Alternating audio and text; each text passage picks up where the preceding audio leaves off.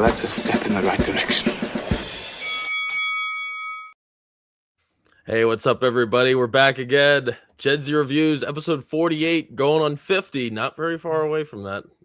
Thank you all for joining us here today. We're very excited. I'm joined by another incredible panel of guests. We have our friend Griffin, GM Light, and World War Joe. Good to see you, boys. How we doing? How we doing this evening?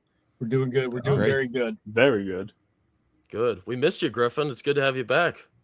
Yeah, I think last time was December, talking about Big Trouble in Little China.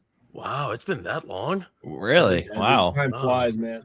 And now, from what I hear, you're not the biggest fan of Donnie Darko. Is that correct? Yeah, dude, that hot take. And I rewatched it again last night. It really didn't change my opinion. Oh, bro. Yeah, dude, hot take. I like to jump on that too, though, because, gentlemen, I need some help here because I watched this movie in high school, haven't touched it in 16, 17 years, watched it this morning. I don't know what's going on. This is not a morning watch. I need this movie explained to me as if I'm a 5-year-old. Right, yeah.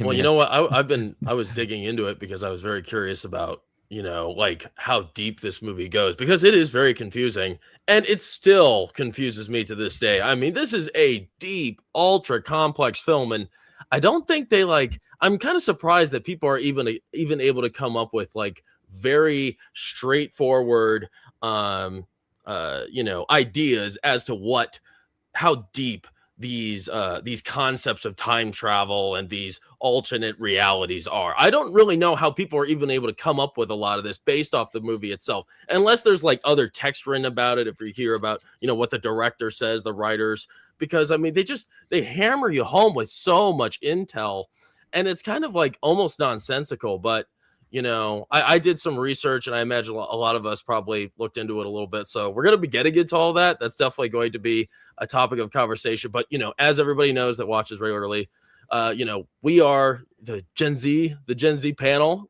Griffin, I guess you are Gen Z, right? Yeah, I'm firmly Gen Z. Okay, good. Yeah. Gen Z, how high does that go till? I think 95 might be the oldest Gen Z. Okay. I could be totally wrong. No, you're right. Yeah, 96, Okay. 95. Okay, good. Because you're 25, and we're both. I'm 26 now. Oh, 26? I'm 1999. Nice. Okay, good. So you're for World War Joe. He's the old head. Yeah, in the 1990. Oh, that's not that bad. What? Okay, well, that's not that far at all. All right, great. But yeah, we're here. We're discussing the movie. We're going to be breaking it down into the various chapters. And let's just start from the very beginning, in case you guys aren't aware of this movie at all, because I think this was your first time watching the movie, right, Luke? Correct. Yeah. See, there's a lot of people that haven't seen it. I'm very curious to know about like this younger generation, Gen Alpha, if this has been a film that's been on their radar. I put it up with Scream, Halloween, Nightmare on Elm Street. To me, it's that kind of cult classic. It's really, really nothing else stands against this, in my opinion. And there really hasn't been anything else like it. I'm a huge fan of this movie. I grew up watching this. One of our panelists, Ty, I remember he loved this movie when he was young, and I would always make fun of him for it. I remember they dropped skins on Call of Duty.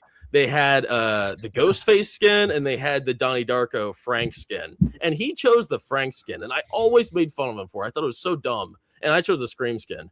And then when I watched the movie, I begged him. I wanted his skin so bad.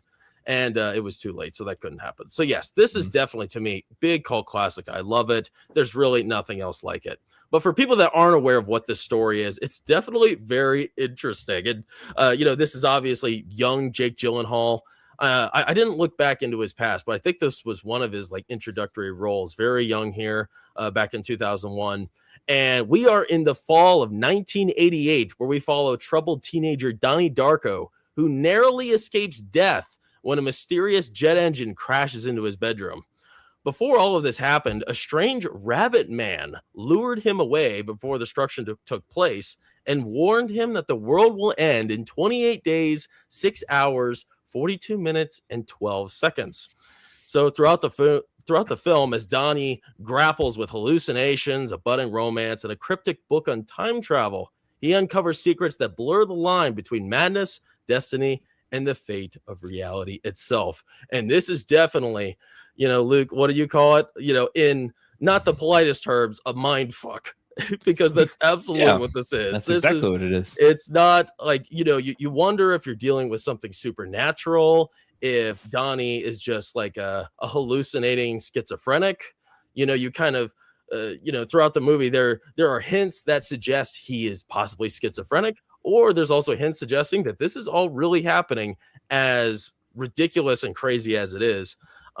First off, I'm kind of wondering what you guys think. Do you guys consider Donnie Darko to be a cult classic horror film, on like to the likes of Scream, Halloween, The Thing? Even if you're not like the biggest fan, do you see it like in that zone? Absolutely not. Oh, I'm sorry. do. If I love the film, even if I love the film, I'd say the same thing. No, it's not.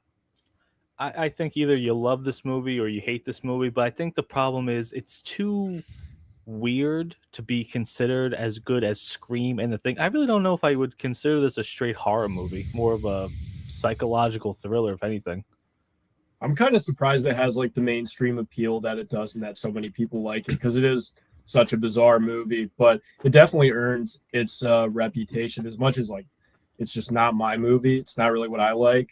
There's like a level of iconicness to it, especially with Frank the Rabbit. A lot of has stuck with this movie, and it has, still talked about a lot to this day. People still debate about it, and I think that counts for something. That's true. Yeah, there's still debate, and it's like I don't think there is exactly one correct answer, because as I was looking into it, sources just have all these different ideas. It's like, what's true? What is the true answer? I keep hearing somebody says this, somebody says this, somebody says it's two different universes, they're two different realities. What is it, people? Because it's I don't think it is clearly stated exactly what this film is trying to tell us. And I think that's part of the fun. I'm fine with that. I don't need to know everything, even though, we ask a lot of questions about these sorts of things on here. That's sort of the point. But I think, because it is still relevant, that does mean something. But at the same time, for all of this, ridiculous franchising they're doing, they're not touching this. And thank goodness they aren't. I don't see them making another film in this saga or making a different chapter with new characters. I see them rebooting it, and that would be a horrifying choice. I could really see them doing that. When I was watching this, I was they're thinking, going to do it. How are we getting a modern lens? Of course they're going to. They're remaking American Psycho right now. And as you said, this is a cult classic. You guys are talking about it right now. Clearly, people are interested in this movie, and right now, Hollywood. I wouldn't be shocked if they make this again. Obviously, not with the Charlemagne, our boy here, but they get someone else for it, I think.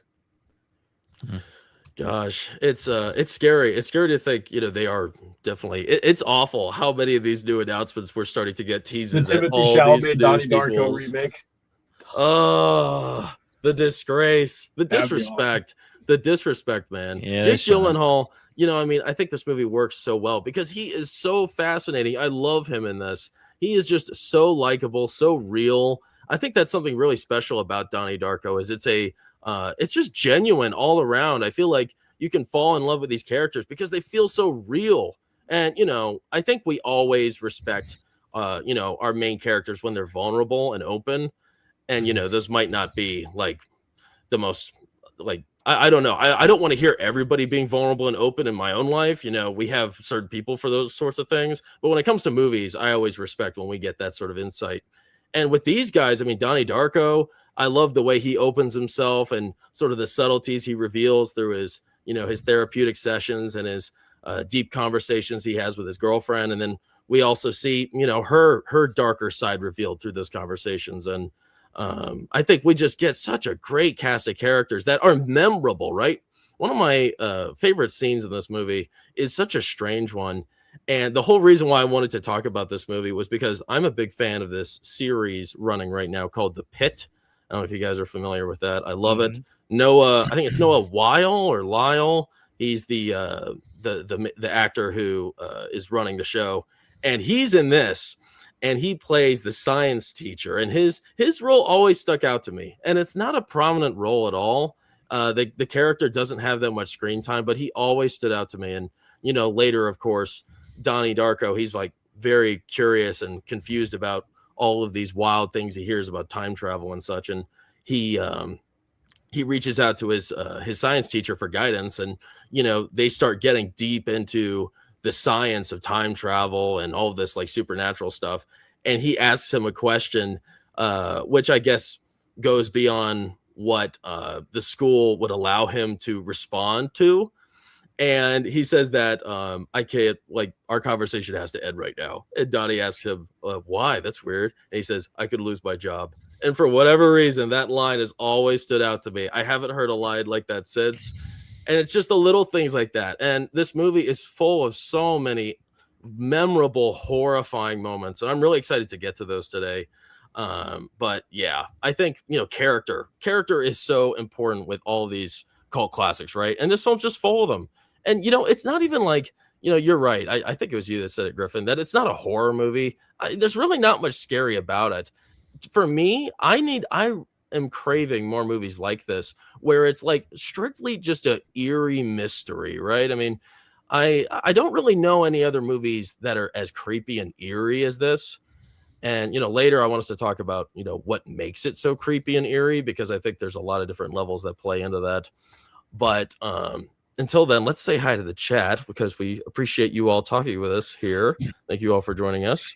First off, let's start with Mega Spider-Man, leaving us €5. We appreciate it, buddy. He says, would you recommend this? It sounded spooky when I was in school. Favorite Jake Gyllenhaal film and why? Will you watch Samantha Darko? Man, no, I'm not watching Samantha Darko. I feel like okay. I don't even like this one. Have you? I don't know much about the sequel. Do you know much about it, Griffin, at all? I've just heard it's terrible. That's literally all I know about it. I didn't know there was a sequel until 5 minutes ago, because I looked it up. Who wrote this?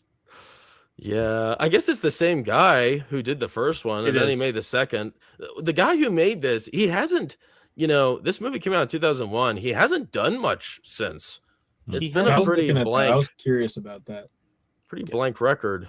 This is a movie that I feel like that you really can't make this as your first movie, because it is so weird and such an open-ended ending to it. I just feel like this is something that either it works, it makes a lot of money, or it just flops miserably. And this one, it did really well, but afterwards, he didn't really do much afterwards. That's very surprising me. He did like 5 or 6 things in total.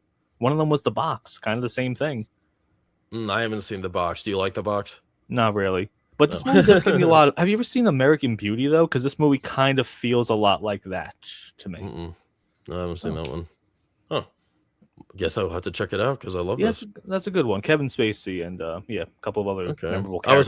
I was hoping we'd get more from this guy, because I believe he wrote and directed this. Yes, he did. No, he did. Okay, good. So yeah, please enlighten us with more creativity like this, because there's no denying this is a very well thought out, creative movie. My gosh, I love creative horror. I don't think, Griffin, you don't like The Keeper, did you? No, well, I mean, I didn't hate it or anything, but I was a little bit disappointed, especially too, because I really dug Longlegs and the Monkey, but The Keeper was just kind of disappointing to me. I love Keeper, man. That was so fun for me. I had a great time with Keeper. I like the vibe of the movie, though, obviously, but like I don't remember what didn't come together for me, but yeah, I don't know. I only bring that up because I thought it was like I like the creative factor. I mean, that was sort of different than anything I've seen in horror, so I respected that. And this movie also had kind of a similar amount of creativity to it. Let's see, what other question? Favorite Jake Gyllenhaal film? This is it, man. This is it. Every time you ask this question, it's the movie we're talking about. Like, I don't have what else would I say? Prisoners. I was gonna say probably Prisoners. Oh, Prisoners smacks. Yeah, that's a good one. Nightcrawler's great. Yeah, he's awesome. He's great in The Covenant. He's great in Nightcrawler. Spider-Man Far From Home. Of course you'd say that. Nice. Hey, man. All right. Well, thanks, Mega Spider-Man. We appreciate it. Hey, Rebel Rose says, lights a candle for Donnie Darko. We don't hate on everything, Rebel. Well, you know what? The last few weeks, we've had only good things to say about these movies. So get used to it, because I love Donnie Darko. Definitely a big one here. Cass is here. Hey guys, I actually watched this one. Good for you. She watched this before me. That's good. I like that. Oh, she says none of those are cult classics. Are you tripping balls? Halloween, is it a cult classic? Scream, is it a cult classic? You are tripping balls. Tell me some horror movies that are cult classics if those aren't. I mean, there's not too many else. Friday the 13th. Oh gosh. That's funny. Let's see. Oh, our friend Ty, Particular Critic X.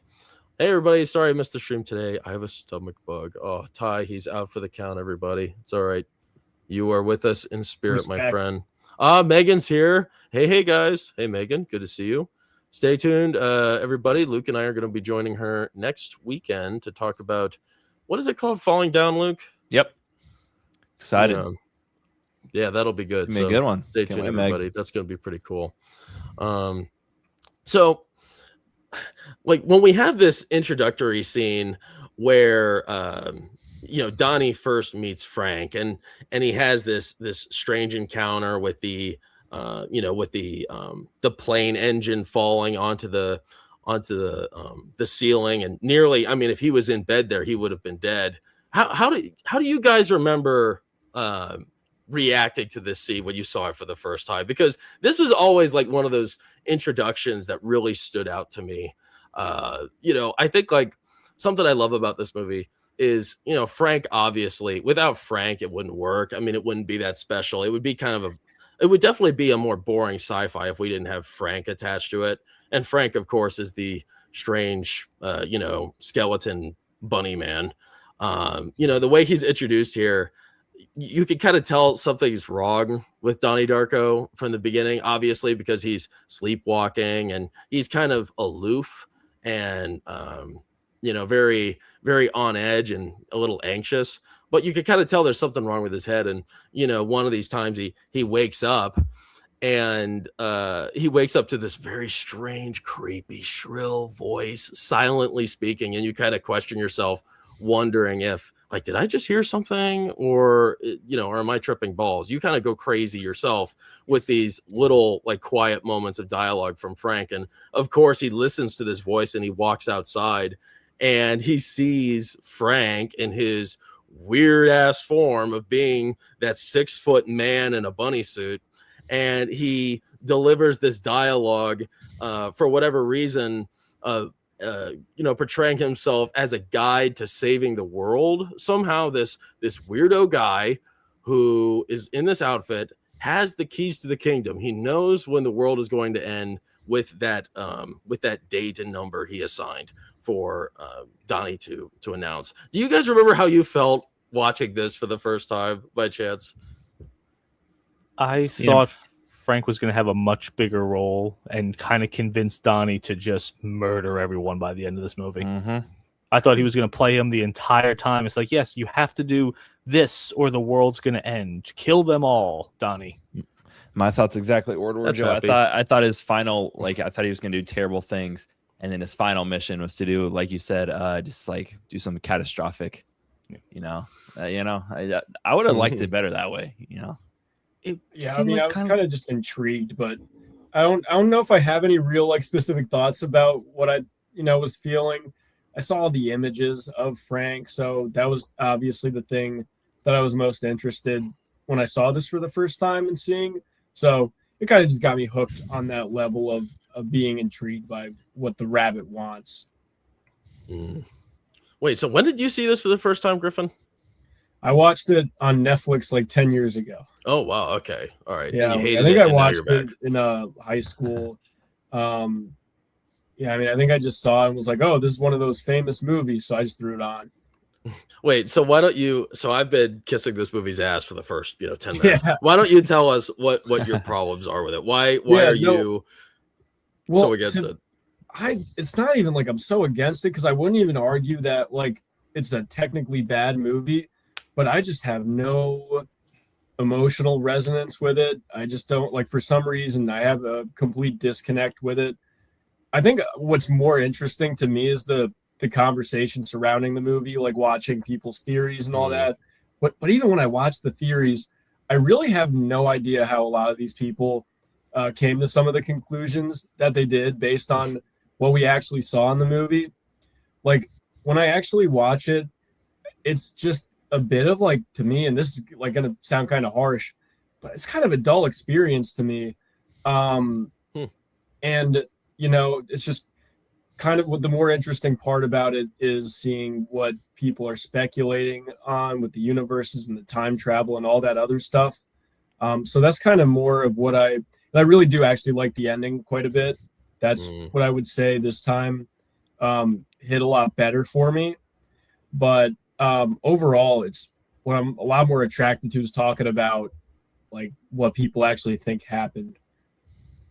All right, well, those are fair points, and I'm glad you said that. You know, because I'm like, I feel like I go kind of crazy. You hear all these people's ideas about what this movie really means. It's like, how did you come up with that, right? Like, Yeah. I don't know. It's so up in the air. You know, that's cool, or whatever, but you know, it's kind of hard to put a label on that, and that could be kind of, you know, it could be kind of difficult to wrap around.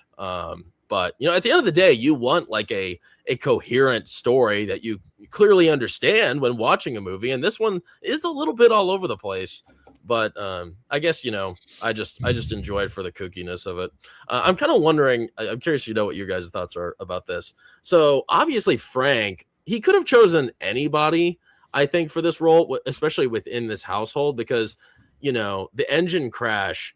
That obviously wasn't supposed to happen. You know, what happens here is, you know, the house it's just a normal house with the Darko family, and a portal opens above the house, and a plane engine shoots out of the portal and falls into the lap of Donnie Darko's room. And what's special about, you know, his short interaction with Frank when he's sleepwalking is if it weren't for that sleepwalking bout where Frank led him away from his room, he'd be dead in that instance. So that creates a pretty interesting you know, dynamic between the two, because he sort of saved his life, but you know, at the same time, it's like you feel like Frank has other plans here for Donnie that maybe aren't as fruitful as we may like. Why do you think Frank chose Donnie to wake up and save from the engine crash? Why don't you think he would have went with anyone else in the world, or possibly anyone else within the household? I feel like has something to do. This is probably just my theory, but has something to do with his mental illness. Whatever it reacts, the hypnosis or whatever Frank is using on him is reacting with his schizophrenia in some way. That's what I think. That's interesting. That's kind of what I agree with that idea that maybe like Donnie's mental state makes him more vulnerable to, like, especially if you're talking about like extra dimensional activity or anything related to that. Like a normal person probably has some kind of barrier. I mean, that's what I would imagine, but like him having mental issues maybe makes him more susceptible to actually like seeing activity that ordinarily most people wouldn't be able to. Same thing too. I believe that he chose him. Maybe because he was so down on his luck too. If he would have chose the sister's a lot happier. So that's why I thought the ending was going to be something bigger. Like Frank went there to bring him to do something great, or just live out his full potential or something. That's what I was thinking with it. Those are all interesting points. I think it's funny how you guys thought that Frank was going to lead him to do something really malignant, to like, you know, kill his family. It wasn't or a happy scary looking bunny. Well, he flooded a whole school, you know, so that's through the statue and stuff. Yeah, that's not. Yeah, that was funny. I like how relieved all the kids were, you know, that school was canceled. When Luke and I were watching this, I was like, I'm so glad we're not in school. You know, I've been doing some work at my old high school, and I just hear the students and how miserable they are, and I'm reminded, like, gosh, school sucked, man. School was the worst. So I feel these guys, and you know what? I think this movie it does so well creating a realistic high school environment too. I feel like I'm in high school here, especially with the Jim Cunningham, the cheesy Jim Cunningham, like short, like little videos where they're supposed to be like inspirational or whatever else. Like we watched crap like that in high school, and I bet everybody that's like watching this stream has seen a variation of that. Even us in the early 2000s or like the 2010s. It brought me back. We still saw them, and I'm wondering if students today are still watching like those corny inspo videos like that. They are. They don't make them like that anymore. No. Yeah, but those are some interesting points, boys. I think like I also think he's like an enlightened spirit, sort of. He's very different than anybody else, and his girlfriend is kind of the same way. But nobody else in his family's like that, and we don't really see anybody else in the school that sort of is on that same plane as he is. But I could see the connection being with like his strange mental disability. Do you think? Because I think this is like it's kind of like complicated to wrap your head around. Do you think Donnie Darko is guided by a greater force when he sleepwalks, or do you think it's just like a biological function that he has no control over? Because that's sort of like a prominent intro into his character, that he's a sleepwalker, and if it weren't for his sleepwalking tendencies, he would have been dead in this moment. It gets worse and worse throughout the movie. It starts off with it happening at night, it seems like, but then I think there's a few scenes when he's like already awake and conscious. Yeah, like the movie theater scene, and I'm not to jump ahead, but he's walking around already awake, and he hallucinates and sees him sitting there. So it gets worse and worse every time. Yeah, he's trying to feed off of him as the movie goes.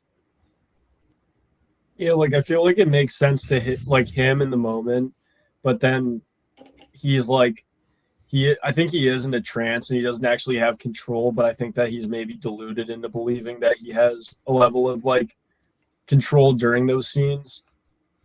I think it's kind of suggested that he's like hijacked to some degree, and I think like it's suggested like openly in the very beginning, because I think the film wants us to believe that he's hijacked it as a lot of the time, because in that opening scene when he right before the plane engine falls onto his bedroom, he's not just sleepwalking, like what's his face? Frank is leading him, and it's almost like he has control over him as he's moving out of the room. So I think it's safe to say that a lot of that happened more throughout the movie, because we see quite a few moments, and one moment stands out to me a lot where he's having this like super trippy moment where I don't even remember exactly the specifics of the scene, but he's like tripping balls, and he sees Frank, and he sees those spears coming out of people's stomachs. And then all of a sudden, like we're seeing everything through his perspective.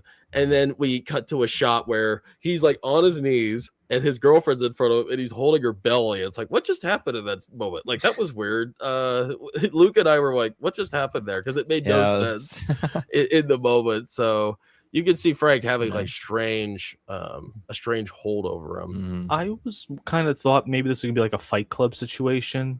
Like where the narrator's Tyler Durden's in his consciousness and doing everything too. So I thought it'd be like Frank is also him as well doing these things.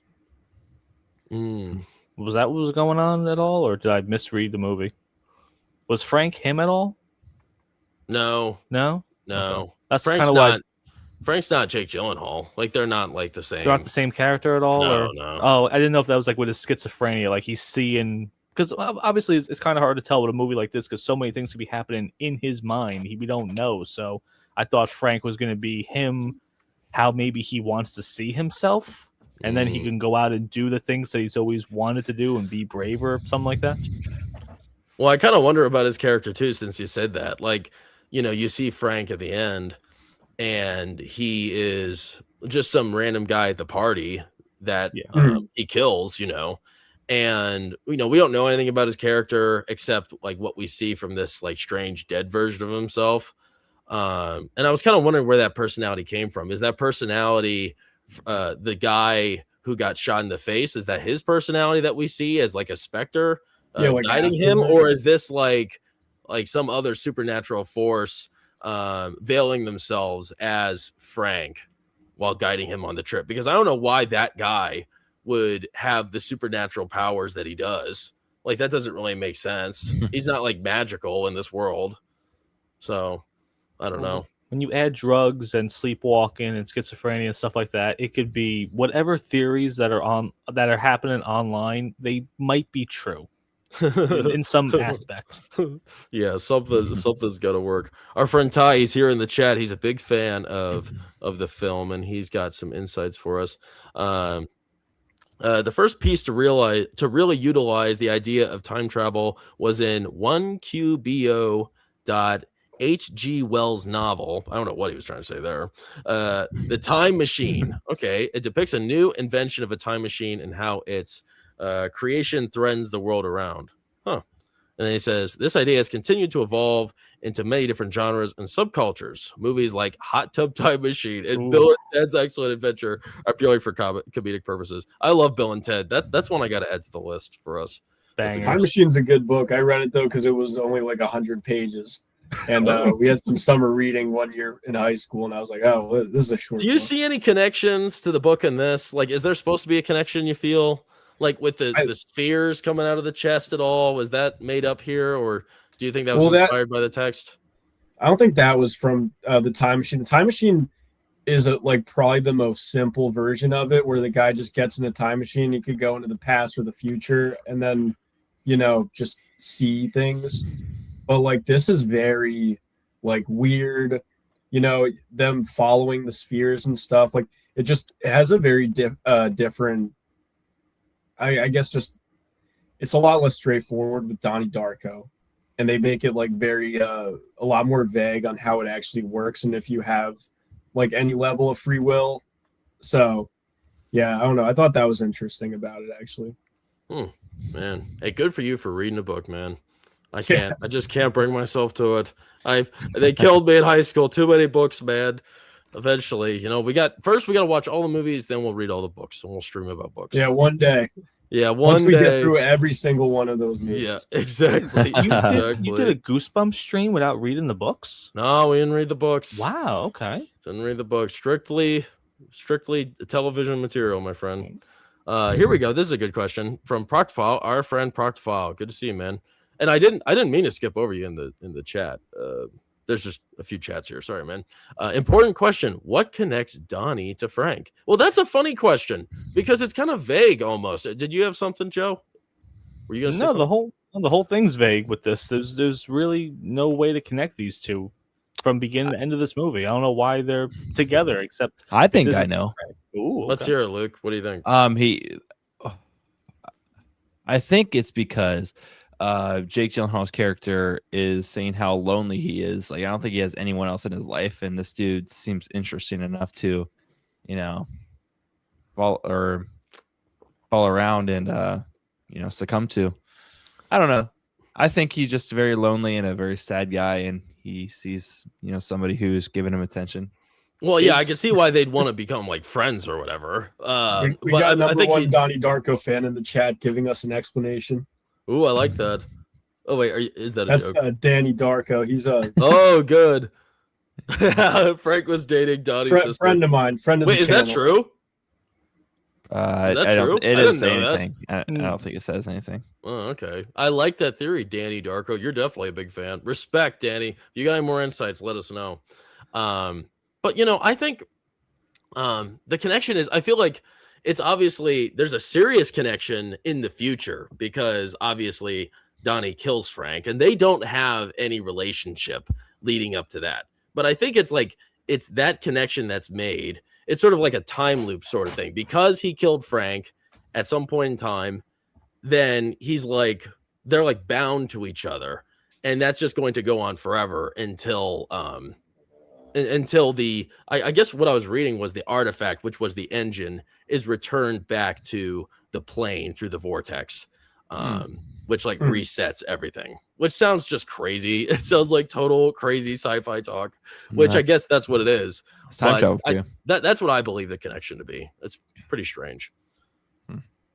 But here we go. Let's move on to the next part, though. So we're going to move into chapter 2. We were just talking about chapter 1 here. So chapter 2. Donnie, he returns home from the crash and, everybody's happy he's not dead. He was supposed to be dead. And they were very relieved. The family, he has a great family. I love his family. I think it's a very convincing family. They are unorthodox. They don't always get along. They have dissension in the ranks. The sister is obviously rebellious and Donnie's also rebellious and he kind of gets in his own head. And, he plays just a great angsty teenage boy. I think we've all kind of been there at some point. So that works very well for him. And, he's dealing with a lot of problems here. Obviously, he has some mental issues. So he's been attending therapy. He's not taking his pills. His sister reveals he's not taking the pills. And, during his therapy, these are pretty interesting discussions he has with his therapist. We spend quite a bit of time with her throughout the movie. And, he discusses his fears, his visions. They have some very strange hypnosis sessions, and it just shows you how vulnerable somebody can be in hypnosis. I kind of want to be hypnotized. I want to be hypnotized. I want to see if it's real, right? You got to know if it's real, because you see all this in the movies. I just don't believe it. I don't believe somebody could do that to somebody else. I saw someone have an actual like crazy reaction to being hypnotized. They had an asthma attack, like a girl I knew. Oh crap! Yeah, someone you knew. Yeah, it was like, I don't want to get too off track, but basically, like, we had the senior trip, and they were like, they didn't want us partying, getting drunk and stuff, so they like got a bus and brought us to this place called Funplex, and they had a hypnotist guy there, and she got hypnotized, and then she ended up like, he made her think she was on a roller coaster and she had an asthma attack. Oh crap! And he had to like actually like snap her like out of it and like stay there for a while and stuff, and like I didn't think it was real until that, but that I was pretty convinced, to be honest. Maybe the alcohol might have been. You don't think she was in on it? No, I don't think so. What about? Oh, you were gonna say you think alcohol would be a better idea? I was gonna say, yeah, maybe the alcohol is a better idea than hypnotizing children. Yeah, right. That didn't work. Wow. Okay. Well, that's interesting. It's real, I guess. But of course, he does some really strange things when he's in hypnosis. And I was curious. It was very interesting to see how vulnerable he got. And there's a point in time where in his hypnosis, he reverts back to a very like almost infantile state, where he's so vulnerable and alone that he clutches onto a stuffed animal, and he kind of pouts a little bit, and that's kind of almost a sad scene to see. And you just kind of he reveals just how lonely and empty he feels, and Frank kind of fills that for him, and this new girlfriend does, but it's still kind of that emptiness, and he feels the pressure of what's to come. He hides it pretty well in the movie. It's just like it's a big clock down. The movie, it cuts that 28-day period into smaller segments, right? And it goes fast for us, obviously, but he doesn't really seem like particularly overwhelmed by the inevitable until later on, till we get deeper into the story and his time runs a little shorter. But we mentioned it a little earlier. Frank, he leads Donnie to do some very strange things. Under Frank's direction, he floods the school late at night, and he goes on to protest his teachers, who are, one of his teachers is just an absolute idiot. And she's very annoying. She's the classic annoying, like older woman character in everything you've seen. I don't know the actress's name, but you if you see her face, you'll recognize her. She always plays those annoying roles. But this is awesome. Like in this second chapter here, we get to spend time with Gretchen, who is the new girl who's just entered the school, and she has a meet cute with Donnie. And you know what? Donnie's teacher, Drew Barrymore, she is a champ. She did what every young guy wants to happen. When she entered the classroom, she said, choose the cutest boy in the class to sit next to. So that's what she did. She saw Donnie. She saw that he wasn't some douche and that he was, one of a kind. She sat right next to him. And it's like, man, all the guys want that in school, obviously. Gave him an alley-oop. Yep, that's for sure. Like, guys don't get any support like that anymore. So respect Drew Barrymore. And of course, that was a pivotal moment that will lead to many more pivotal moments. I mean, if it weren't for the girlfriend, I think the whole story really would change. I mean, he really wouldn't have too many other reasons to live, honestly, because of just how empty and alone he was feeling. She really added a lot of value to his life. But like I mentioned earlier, he's very curious about this whole situation as he spends time with Frank, because everything is very strange and inhuman, clearly. So he's seeking direction and clarity during this time of uncertainty. And so he reaches out to his science teacher about time travel, who goes on to recommend a book authored from a retired educator of the school who is like Mrs. Sparrow, otherwise known as Grandma Death. We've seen her quite a few times, and she's this old lady that hangs out outside, classic like crazy old lady look, frail white hair, patchy robe. And she's kind of in this strange time loop where she checks the mailbox, she walks back away, and then she forgets about everything that just happened, and she checks the mailbox again. She's on loop forever doing that. And you kind of wonder if she's part of this like supernatural, lady lost out of time situation here, because there's something very strange with her. And during this strange time also, Donnie, he begins to see those spheres that are erecting out of people's chests, and it kind of goes to show that there is a predetermined path that is set for all living things. And they spend quite a bit of time throughout the movie trying to explain what that is exactly, and it's very confusing if you don't hear them a few times over. This is sort of one of those things I'm left wondering by the end of the movie, and I've seen this movie quite a few times, and I still don't really entirely understand why. Why do you think Frank made Donnie flood the school? Because what exactly does that change? Does that change anything else other than giving him the opportunity to meet Gretchen? That's probably it right there. In an awful weird way. I mean, it's memorable, right? That's the best way to impress a girl. Flood the school. Nice. Was that you back in the day, Joe? Of course. Our school actually had the record for bomb threats in a year. Oh, wow. Wasn't me though. No. That's good. That's good. Dude, we had a guy in my high school who put a deer head in the ceiling. This was a little bit. This was like a couple of years before I started, but it was like someone I worked with was there at the time, and it reeked so bad and they couldn't figure it out. They had to cancel school. Oof. That's a little bit much, I think. Yeah. That's bad. Wait, put it like in the ceiling. Yeah, they literally put the deer head like in the ceiling, like above the cafeteria. Oh, wait, real quick. I see an old friend, a very old friend of the channel. Brown Eyes. I was just thinking about you. Wow. It's been forever, Brown Eyes. It's good to see you. Hey, guys, popping in for a moment. Finally being able to catch a stream, but just for a minute. Got to see this one. I hope it gets a good review. Oh, good. Yes, we love Donnie Darko, man. It's good to have you back, Brown Eyes. We miss you. You don't have your Pedro Pascal icon anymore. No, he's changed it. That's a very nice illustration. He probably made that. Oh, our friend Sly Jester's here too. Joining late, but over friggin' joy to be here. Hell yeah. Good to have you here, Sly. We haven't seen you in a while either, so thanks for joining us. That's cool. I was kind of wondering with this.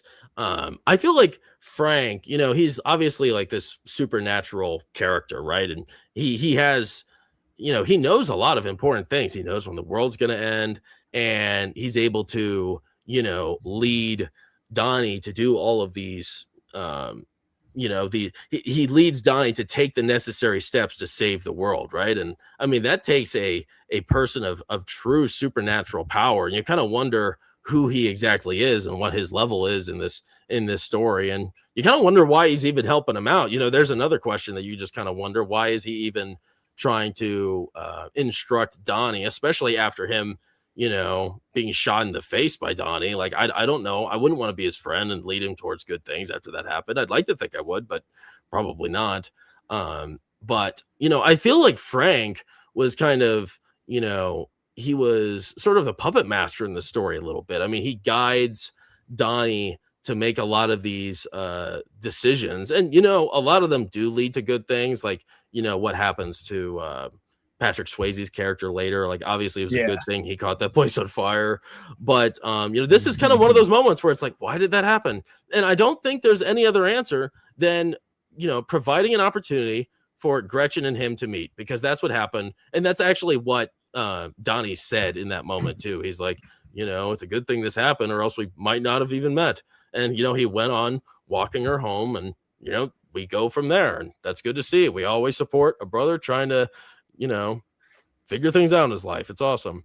I want to talk about Grandma Death, because she's also another one of those lingering characters that doesn't have all that much screen time, but her name gets mentioned many times over, and her professional name, which is like Mrs. Sparrow. I don't know what her first name is. Obviously she wrote that the book about time travel, which is pretty elaborate.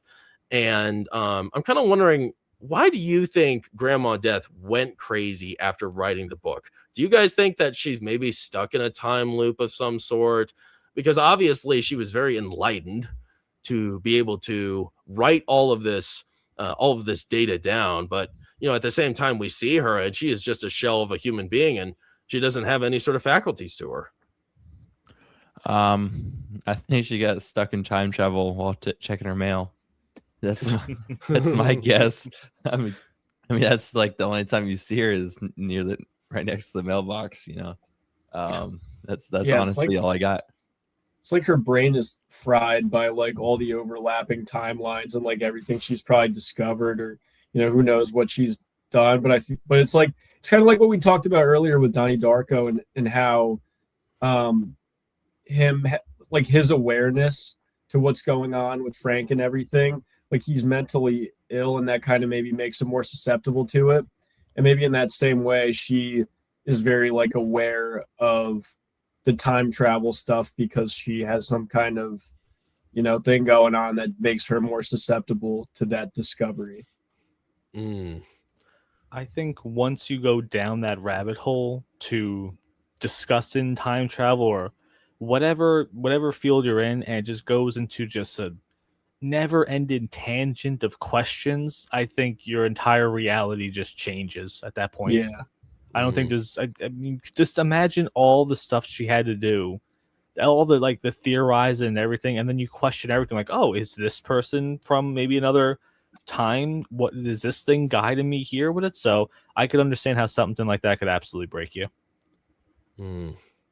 Yeah, it's a lot to process. I feel like that's definitely a fair assessment. That it's like there's so many levels to this game that we can't even comprehend with our normal mind.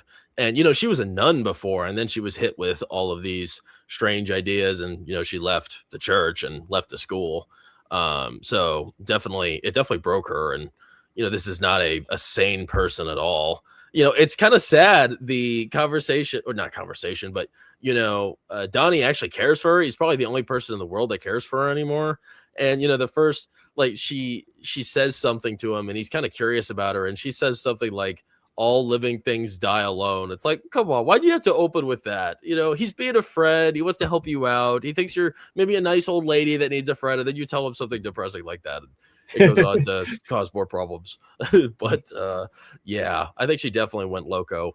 When I was looking into this, there were people that were kind of curious, and they thought that she had a similar situation where she was what they called a living receiver, who is sort of the same position that Donnie Darko's in, where he has these almost these like strange supernatural powers himself, how he's able to see people's predetermined paths by way of the spears, and he's able to sort of deal with all of these supernatural occurrences. People think that was like part of her reason for going crazy, was this entire experience. Maybe if we spent more time with Donnie Darko, same thing could have happened to him, might have worn him down more. Obviously we didn't have enough time with him.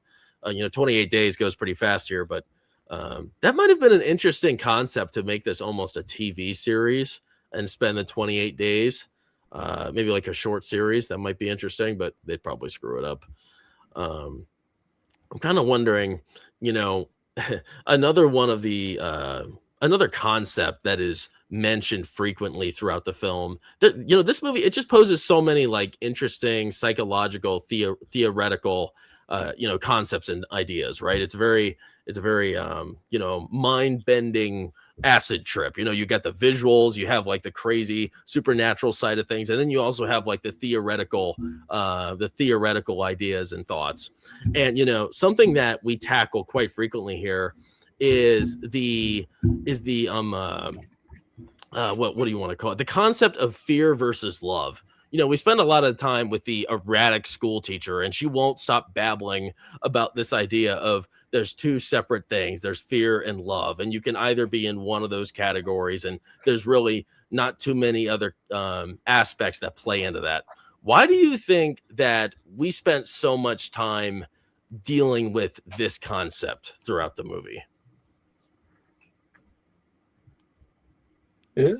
I would say I kind of saw it almost like they're proposing, I guess, a false binary, and by Donnie kind of just not buying into it, he's kind of taking his own free will into his own hands, almost, I guess. Mm. Well, I could see that. He doesn't play along with that narrative at all, and that's why he gets in trouble, right? Yeah. Well, it's kind of like the same concept of would you rather be loved or feared or respected? I guess just why do you go out of your way to do certain things? Is it because you're afraid of the consequence of it going badly, or do you do it because you genuinely want someone to have something if you're sacrificing something, maybe? I think it's interesting, like, pinning life into those two categories, fear and love. And obviously, Chris Cunningham, who's Patrick Swayze's character, I think I have a picture of him here. This is the guy who's the classic version of that motivational speaker. And of course, he has a terrible, behind the scenes issue that is later comes to light, later on. And I guess we'll probably get to that. But, this is sort of his philosophy, the fear and love. And, you're either there's not really any gray area in between. And I just think I thought it was kind of stupid pinning it there. Like, fear is the bottom. Like, I don't consider fear to be the bottom and love to be the top. Like, those are strange elements. So I respect, like, Donnie, kind of calling that out and finding the ridiculousness in it. I think, like, a lot of this, there's like so many different spaces where this is sort of put in check, right? We have the class debates where we see fear versus love. We have the therapy sessions where they're discussing both love and fear. Donnie, he has his own monologues where he's sort of, breaking down his own fears and, his passions for his girlfriend and such. And, the love he has for his family and for Gretchen, it's pretty clearly shown, and maybe not always his family. But, I think we get to a point where when Donnie, he ultimately chooses to sacrifice himself out of love, for Gretchen and his family and the world, he doesn't give in to fear, right? I think maybe the movie's kind of building up to that because, by the end of the movie, obviously he doesn't have much to live for after his girlfriend dies. And I'm kind of curious to know if, like, maybe his mom and sister died, the young sister in the plane crash. Maybe your friend Danny Darko could have something to say about that because, at some point in time in this reality, the plane that his mom and his little sister are on, the one of the engines fails and plops right off the plane. So that suggests that the plane probably crashes and they all die. So if he's still killed by the jet, then I would imagine that still happened. I don't know. It's confusing, I guess. It's very confusing. I guess I would take it as the mom and the sister just died 28 days after that. And then it's still, I don't know. It's confusing. I think they died. And what happened was that airplane, the engine or whatever, it fell through that portal, and maybe there was some sort of delay. But I can't imagine the mom and the little sister were able to survive that. So there you go. He literally doesn't have much to live for at that point. Mom, little sister are dead, and his girlfriend. He had that awful experience, so he doesn't really have much to live for. But he still sacrifices himself out of love against the fear that he'd been giving into previously. So I mean, Chris Cunningham, the idea isn't completely ridiculous, but the way he delivered it was kind of silly a lot of the time, and the teachers insistence on integrating that into all aspects of life was just classic teacher behavior. I kind of want to talk about something I love about this movie. Growing up watching this, I can't remember how young I watched. I watched it at a pretty young age. I loved Gretchen. She is one of my favorite female characters. I think I have a good picture of her in here somewhere. I have a sad picture of her we'll get to later. Oh, here we go. Gretchen, I love her character. I like to call out great female characters when they show up, which is pretty rare. It wasn't rare back then, but what do you guys what do you think is special about her character in this? Like, did she stick out to you guys? Did you really enjoy her and her performance, what she offered as a character to the story? or did you think she was more bland or just kind of there? She seemed like the nice girl in school that we all knew. Seems like a very relatable character. It wasn't over the top. It wasn't too preachy with things. She just seemed like a normal person that we've probably all come across. Yeah. Well, I think, I completely agree with you. That's something I love about a lot of these characters is they just feel real. Like, I feel like I'm watching real people. And, I went to a Catholic school growing up, and we all dressed kind of similar to this too. And I feel like I had friends around that age that acted very similar.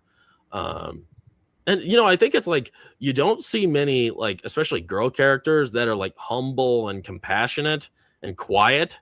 There's really not many girl characters anymore that are quiet, right? I mean, I like quiet people, quiet girls, quiet guys. I think we all have a quiet friend in our life, and she definitely has a lot of those traits that are just, it's somebody, it's a friend you've had. You think of a fond memory with that person at that age when you're kind of learning about life. And, she's, very relatable, and she has, I think it's like especially charming to see her care for Donnie because, not many other people really care about him. And, despite like the bullies in there, the way they kind of lunge at her and the way they put her down, the way that her and Donnie are there for each other. It just feels so real. It feels like a real relationship. And that's just it's very charming. It was a good, like, subdued performance. And to a certain degree, I don't find her character to be the most memorable, I guess. But, like, it's just a situation where I don't think it was bad or anything. I thought that she was actually generally a good character. But just, to me, not the most memorable. But, yeah, I mean, she put in a good subdued performance. And it did feel like a more realistic portrayal of what a high schooler is like. And kind of just, the way that she acts, too. Subdued is a good word. I like subdued. We could do subdued. That's cool. Yeah, I've always really liked her. And I think for me, she has some very memorable moments. I'm excited to get to those. There's two that are very memorable. And one, like I meant to mention this at the beginning of the stream. This movie has the most shocking death of anything I've seen in all the movies I've ever watched. Like, I don't see how anybody could possibly anticipate what happens, especially to her character. Like that, like we watched it again today, and my mouth is wide open like a bass fish. Because I just can't believe that happened. It always sticks with me. It is the most scarring death I've seen in a movie, which sounds so stupid, but it's always stuck with me ever since I was young. Totally, you just did not see that happening. And of course, you get to the scene with her in the theater, and I think both of those are just really memorable for me. Maybe I guess it's more so the scene than her character. But I see here we have a few more chats I want to get to. So Proctofile, this is a good question. I think we're going to get to this soon, but we might as well answer it now. He says, what are those blobby projections that seem to predict where people are going to move? You guys want to answer that one? I have no idea. I know what it is. Not a clue. Griffin, do you know what it is? Well, the orbs? Yeah. Yeah, I mean, they just... I don't know if they actually have, like, they're just kind of people's energy, I think, right? And they kind of lead people to where they're meant to be. Yeah. It's like, it's almost like there's like a predetermined path that people go on. And Donnie Darko has been enlightened to see their paths. And the funny thing about it is, he can see their paths. I have a great picture for this.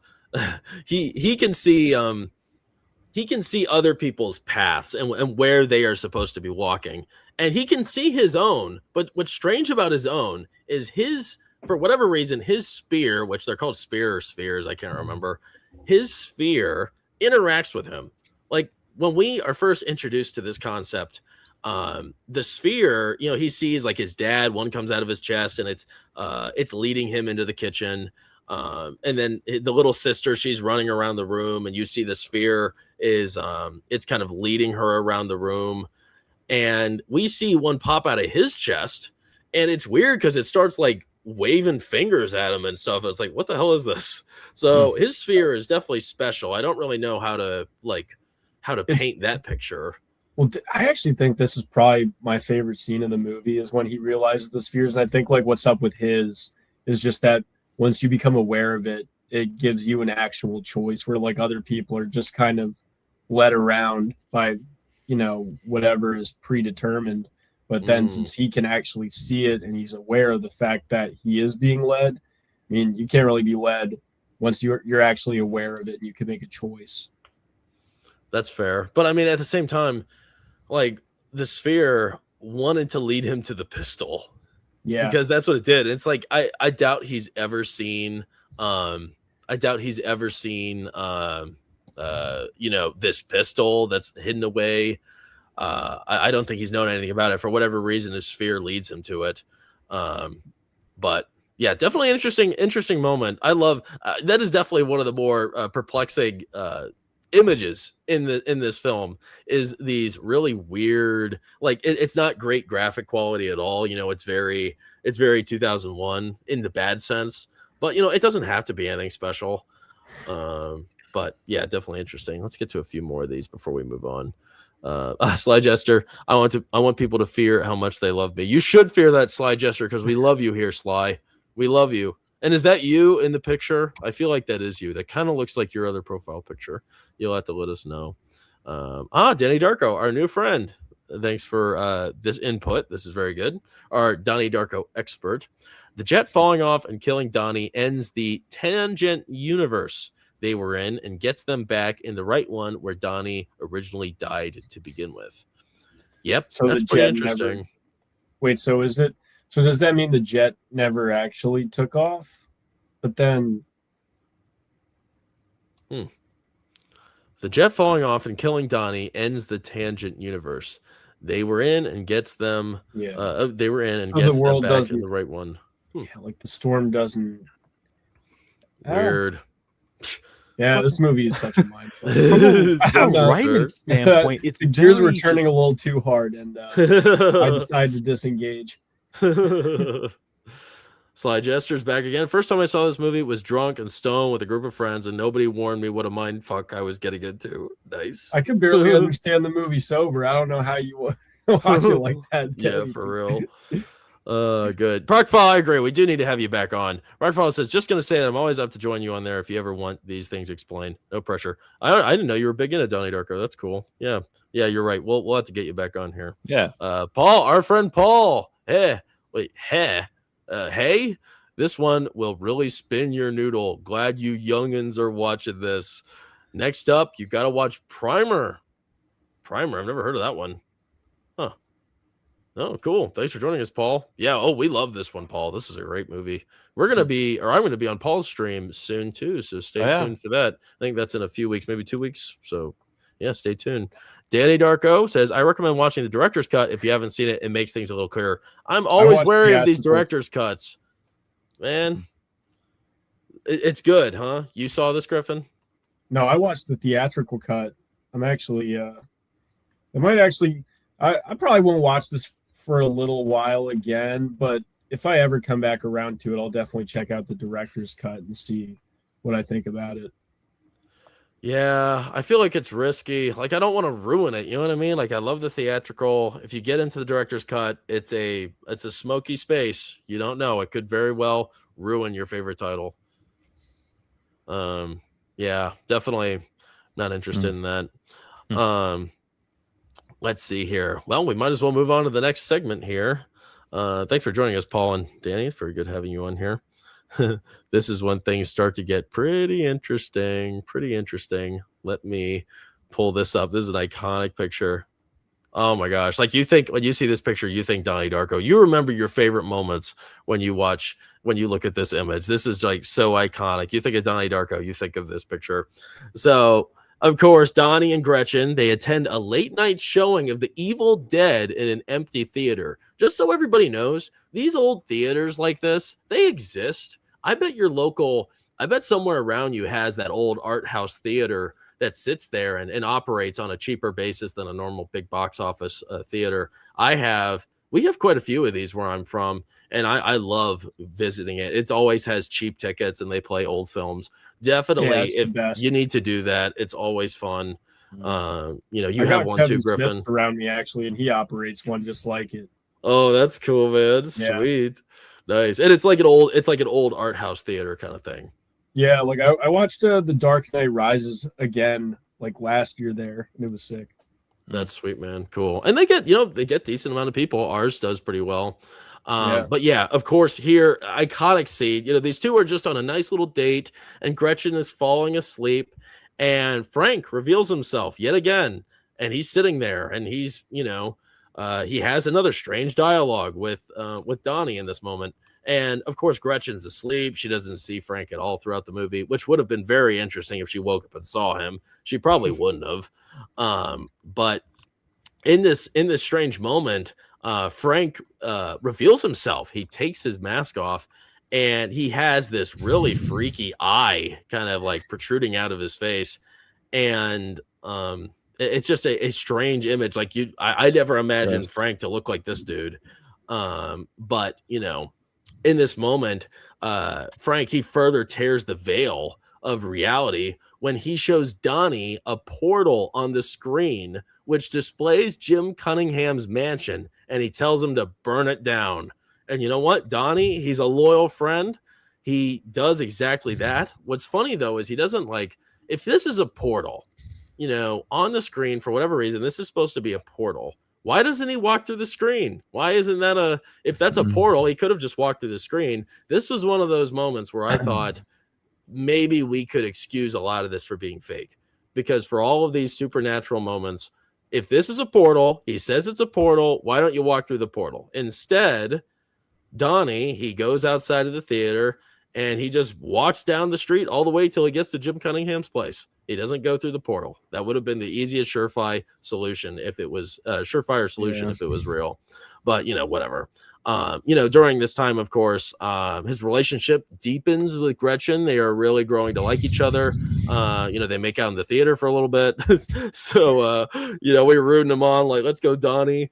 But tensions are rising. His sister, her dance troupe qualified for a big competition, which thus sent herself and her mother on an airplane trip over there to California. So that's not good. That is the reason why the mother and the little sister are flying in the plane. And it's that same plane that loses the engine that in part will kill Donnie Darko at the end of the movie. So yeah, very interesting situation here. We're talking a lot about Frank's character, and he's so iconic. You look at Frank and you think Donnie Darko. There's nothing else like him. There's no other slasher characters like him. I can't think of anything that has the same sort of vibe or appearance of Frank. Very one of a kind. Also character-wise, just very different. What do you guys consider to be so perplexing about Frank in this movie? I mean, just look at that right there. Just the mask, it's so perfect. And that's why I don't really know if I love this movie that much, though, because I would have liked to see more. Give me more Frank, because it looks like so much effort went into just the mask alone. I would have liked to see it explore way more out of it. Well, it's kind of funny. You look at him, and he's like this horrifying character, but he doesn't do anything evil. He's not a slasher villain at all.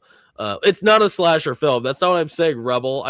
I'm making comparisons to the cult classic horror villains and their appearances.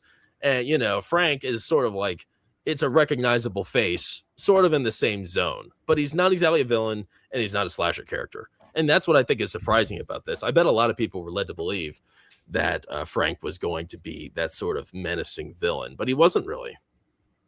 Yeah, that's what's kind of interesting and sets him apart from some other characters, is that you really don't know his intentions. At least you kind of don't really exactly detect them. And you have that uneasiness that he's a really creepy character. He's pretty ominous, but you really don't have any idea what, if he actually is good or bad, or what kind of his intentions are. Yeah, that's part of the allure, right? Does the director's cuts mention any of that to people in the chat that have seen it? Have they do they discuss anything with Frank with those extra scenes? Yeah, because the director's cut's 20 minutes longer, and that's like a good amount more. Gosh, I'm so wary. I would have loved to watch the director's cut, but I don't. Amazon. I don't want to risk it, man. I don't want to risk it. I feel like it's gonna be worse. It happens. I don't want this movie ruined, man. You better do the director's cuts. I don't know. I'm a director's cut guy. I don't understand director's cuts because how is there a version of the movie that exists, and then they're like, "Hey, you know what would be a great idea? Let's make it again, or just add a bunch of scenes to it that might change everything." It's usually like a studio kind of hacks up the movie or like cuts it down or cuts out scenes that the director wanted to keep to make it like shorter, more like commercial friendly. So then by the time it goes to theaters, it's not, the director didn't get to include everything that they wanted to. And then when home release comes around, it gives the studio another selling point, like see the version you never got to see. And the director gets the original version that he wanted out there. So they both kind of get something out of it. And you get to sell an extra version of the DVD, maybe. Good bad. I didn't know if it was like a big middle finger of like the director to the studio, like, hey, this is my version of it. Yeah. Nice. Well, I feel like that's part of it too, almost. I think they have to cut a lot. That's the thing.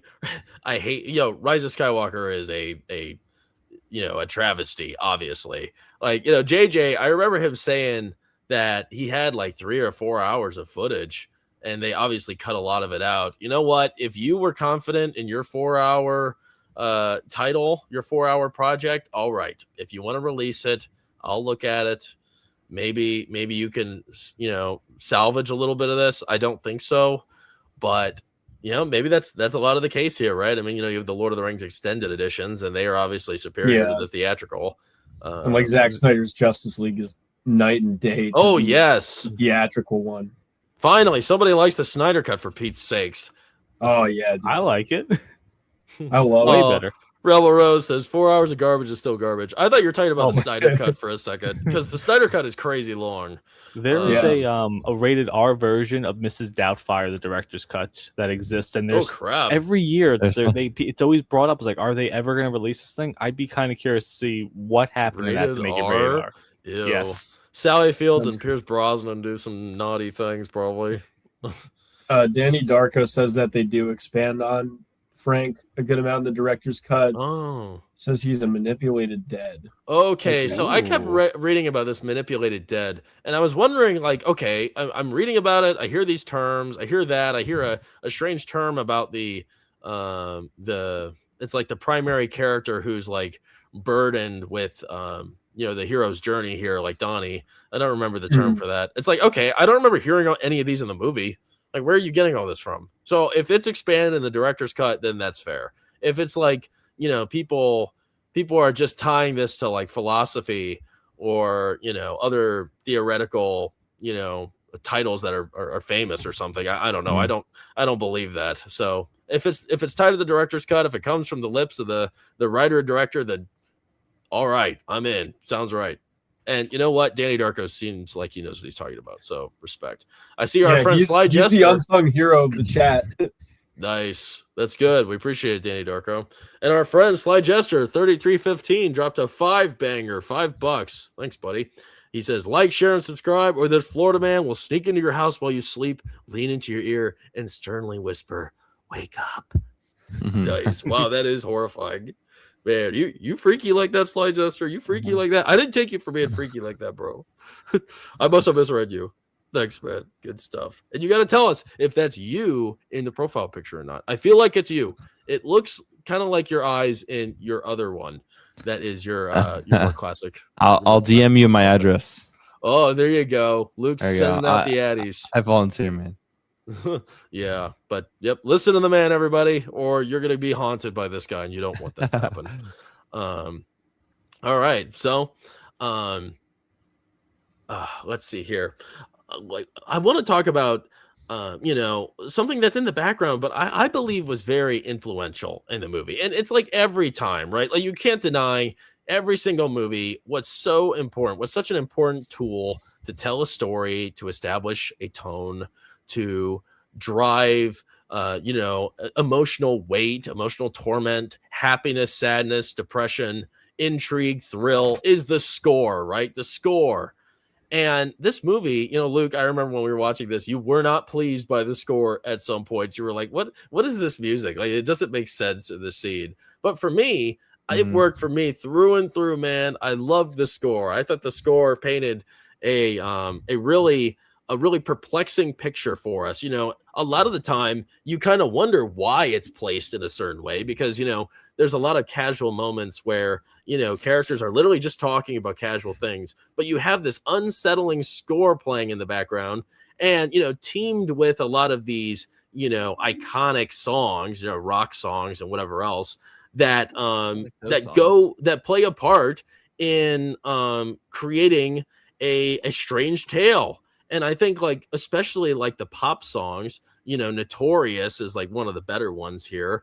And the one, all around me are familiar faces. Like, come on, what's more iconic than that? And, if it weren't for those songs, I don't think a lot of these like really impactful scenes would land the same. So what did you guys think about the score? Did you think it worked for this, the soundtrack? What were your thoughts? It works for it, but some of this stuff, like all around me are familiar faces. I only think of like memes because of that song now, unfortunately. So that I think takes the teeth out of the movie now, for me at least.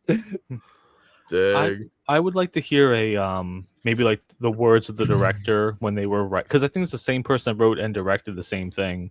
So I'm kind of curious of why he chose certain things, and is there a deeper meaning to everything? Because I feel like a lot of this movie, you don't really understand it just by watching it. You have to kind of see what they were talking about in the interviews. So I bet the music, the choices of that, some of them are odd, but they probably all have a purpose somewhere. They do seem intentional. Oh, definitely. I think so. They don't seem misplaced to me. But they are odd. They're definitely odd, and they don't seem like they would fit, but they do. I guess it kind of adds to the madness of it, right? And that one song, that's funny. You equate that to memes. Memes ruin so many things, bro. They ruin so many things. They take away the impact of these strong moments because you can't, it's like that with Star Wars. Any moment you have with Hayden Christensen, all of it's just memes, and you just think of the memes. Breaking Bad, the Raimi Spider-Man movies. Oh man. Oh gosh, yeah. This scene in particular, I don't remember the music playing, but this always stood out to me. And this scene is one of the most frustrating scenes in the entire movie. It's always stood out to me because, it's so nice seeing Donnie with this nice girl. He's obviously a pretty sad dude. And I think we've all been in a low place like this, and we've had somebody kind of pick us up a little bit. And, he's like, they're all alone at night in this theater, and, probably a sketchy area. And he leaves her alone. He gets up and he puts his hood on, and he leaves poor Gretchen alone, asleep in this theater, especially like with Frank sitting there too. And, he didn't think twice about it. There hasn't been a scene in recent memory that's coming to mind that is on that same level for me, because he's got so many good things going on here. And then he just gets right up and leaves her alone. Anything could happen. Like, please, bro, at least take her with you. But nothing. There's nothing we could do about it. Did this scene actually happen, though, or did it all just happen in his mind? Well, it happened. I mean, the mansion, burned. I think this is probably one of those moments where you could like debate that it definitely happened, because the sister reacted to the news over the TV, right? Like, there was news that his house got burnt down. I kind of just took it at face value. Yeah, it's probably it's not. I don't think it's as deep as a lot of these other moments, but it definitely it sticks out. So I guess we'll just move on to the next part here. We're getting close to the end here. We're hitting the climax of the story. As the 28-day countdown nears its end, Donnie hosts a friendly Halloween party. His parents, or I don't know what happened to his dad. I don't know where he went. I think, no, he was out of town. They mentioned that he was out of town. And the mom and the young daughter, they are going to their dance competition in California. So Maggie Gyllenhaal, his sister, Elizabeth, who looks pretty good in this movie, by the way, her and Donnie, they're gonna play. They're gonna put on a Halloween party. They said just a few people. A lot of people show up, and Gretchen eventually attends, and she is totally distraught because I guess there's I can't exactly remember. I think her mom disappeared because she thought that the stepdad was showing up again. So she didn't want to get stabbed because she got stabbed before. Very sad situation. And Donnie's there. Donnie's there to comfort her. And he guides, this is the strange part. I didn't really understand this. This kind of went over my head. Maybe I went to use the restroom when this happened. But out of nowhere, Donnie has this hankering to go over to Grandma Death's house. Like totally out of nowhere. It didn't seem like it made any sense. And did you guys know why? Did something pop out to you why he would want to do that in that moment? Do what again specifically? Yeah, so Donnie, like out of nowhere, he's in this party, he's enjoying himself, and then out of nowhere, he has this hankering to go over to Grandma Death's house. And I don't exactly remember why. I know he had like some sort of vision, but I don't remember it like telling us anything in particular. So backtrack really quick. Also, I think that it's kind of irrelevant, but I think that Gretchen's mom was either killed or kidnapped because she said that her house was messy when she got there. Okay. I think that's fair. I was wondering if I didn't think she died or anything. Well, she'd be so distressed if she knew she was dead. She was gone. Well, the house was a mess, so she was obviously attacked or kidnapped. Or she was in a rush to leave. Or left the Yeah. stepdad ransacked the house. I don't know. I mean, it could be. Yeah. I don't know. I actually didn't even really notice that. Nice. Here, wait. I'll put this picture on. This is more. We're getting to this point. So, all right. Whatever reason, here we go. They take their bikes. They ride on over to Grandma Death's house. And after wandering down the cellar door, that was one of their, one of the key points of contact. One of the teachers, Drew Barrymore, who Donnie Darko was very fond of.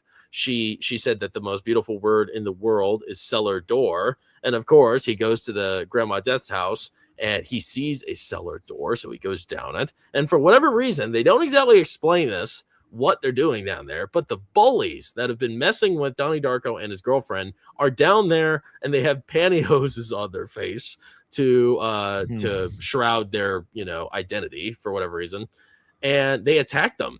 We don't know why they're down there. Maybe they were robbing her or something. That's really weird timing. Maybe they were going to prank her, but there's no way they knew that they were going to the house ahead of the time. Them being there isn't the biggest problem, though. Once the bullies, they drag Gretchen and Donnie outside, and they're holding both of them at knife point. And while all this is happening, they get spooked because they see a car approaching the distance. They think it's the cops. Oh no, the cops are coming. So they scatter off, and Gretchen, she's kind of screwed up for having a knife, not slitting her throat, but resting above her throat. So she's coughing up a storm, and she's laying there on the ground.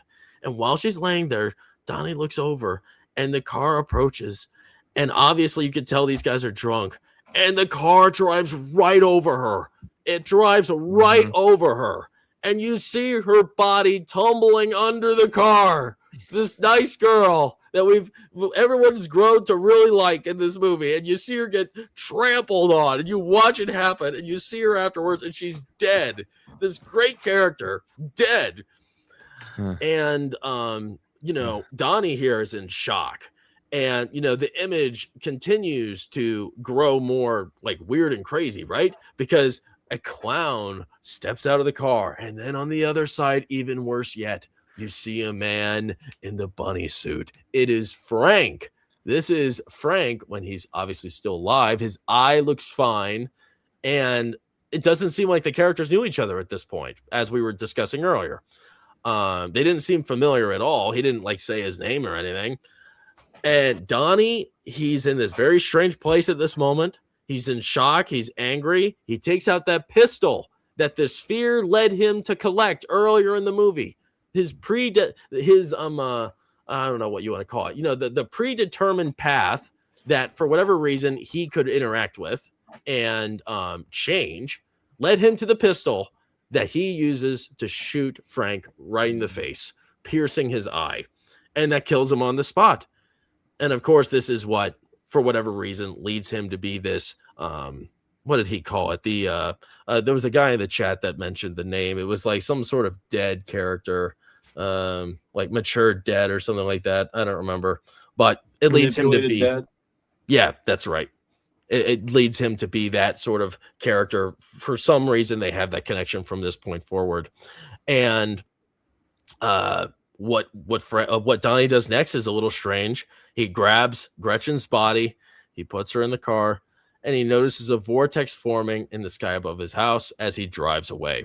And my gosh, this is, for me, her death, it really stuck with me, man. This was one of those moments that when I think of horror films or anything within that genre similar to this, creepy thrillers, Blumhouse, A24, I think of this moment. And it really sticks with me every time. And I just feel for Donnie. And I don't exactly know why it's impacted me the way it does, but it's always stood out to me. And, even seeing it again today, it's just such a piercing image that that hurts. It really hurts me every time I see that. If we're talking about just like, or did you guys react strongly to that before we get into the questions, or was that just a me thing? It was, so Jackson was crying. He was sobbing.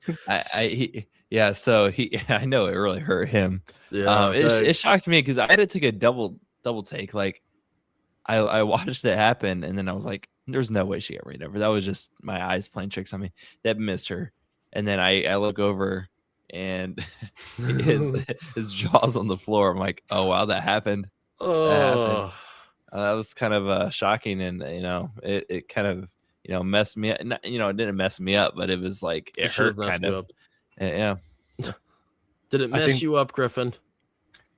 I don't know. You've seen too much. I hate to be such a hater. I just didn't feel too much when it happened, but like that's the thing. It's so weird because with this movie, I like track along with it, but I don't feel like connected in that way to it. And I just feel like I'm just kind of like observing it, and something like that happens, like, oh, okay.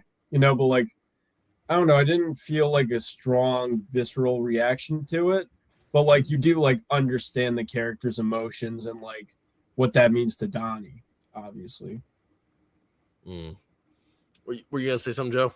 I was gonna say, yeah, that was a very shocking scene. That was probably the most shocking scene of the movie for me. When she died, I'm looking at, I'm like, there's no way she survived that, right? You're really gonna kill off this character this way? I thought she was gonna die to Donnie's hands or something like that, though. It really just came out of nowhere for me. Gosh, man. Yeah, it hurts. It hurts, bro. Like, it's such a great, shocking scene. I want more shockers like that. I don't need to be shocked in a graphic, gross fashion. This wasn't graphic. This wasn't gross, but it was impactful. And it stands out. And nobody, I don't know how anybody could have saw that coming.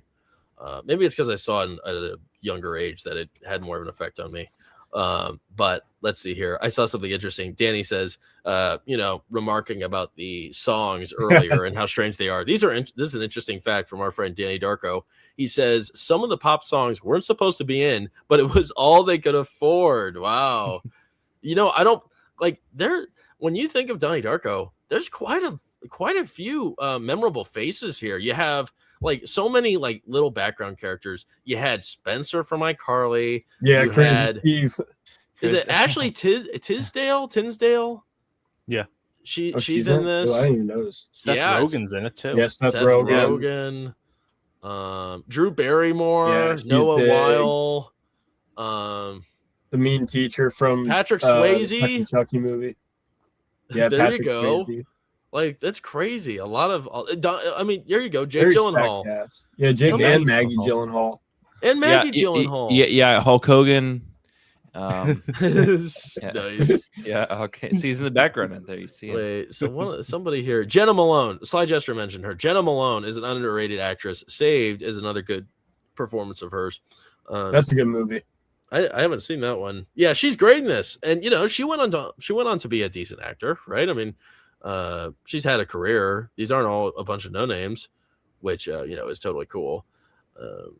Oh, I like this. Danny says, "Don't believe Griffin's lies. He told me he cried like a baby."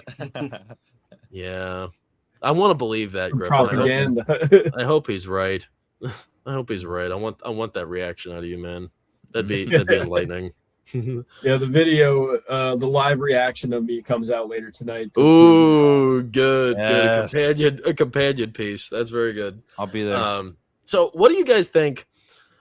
This would be interesting. Would have there been a significant change if Donnie had not shot Frank?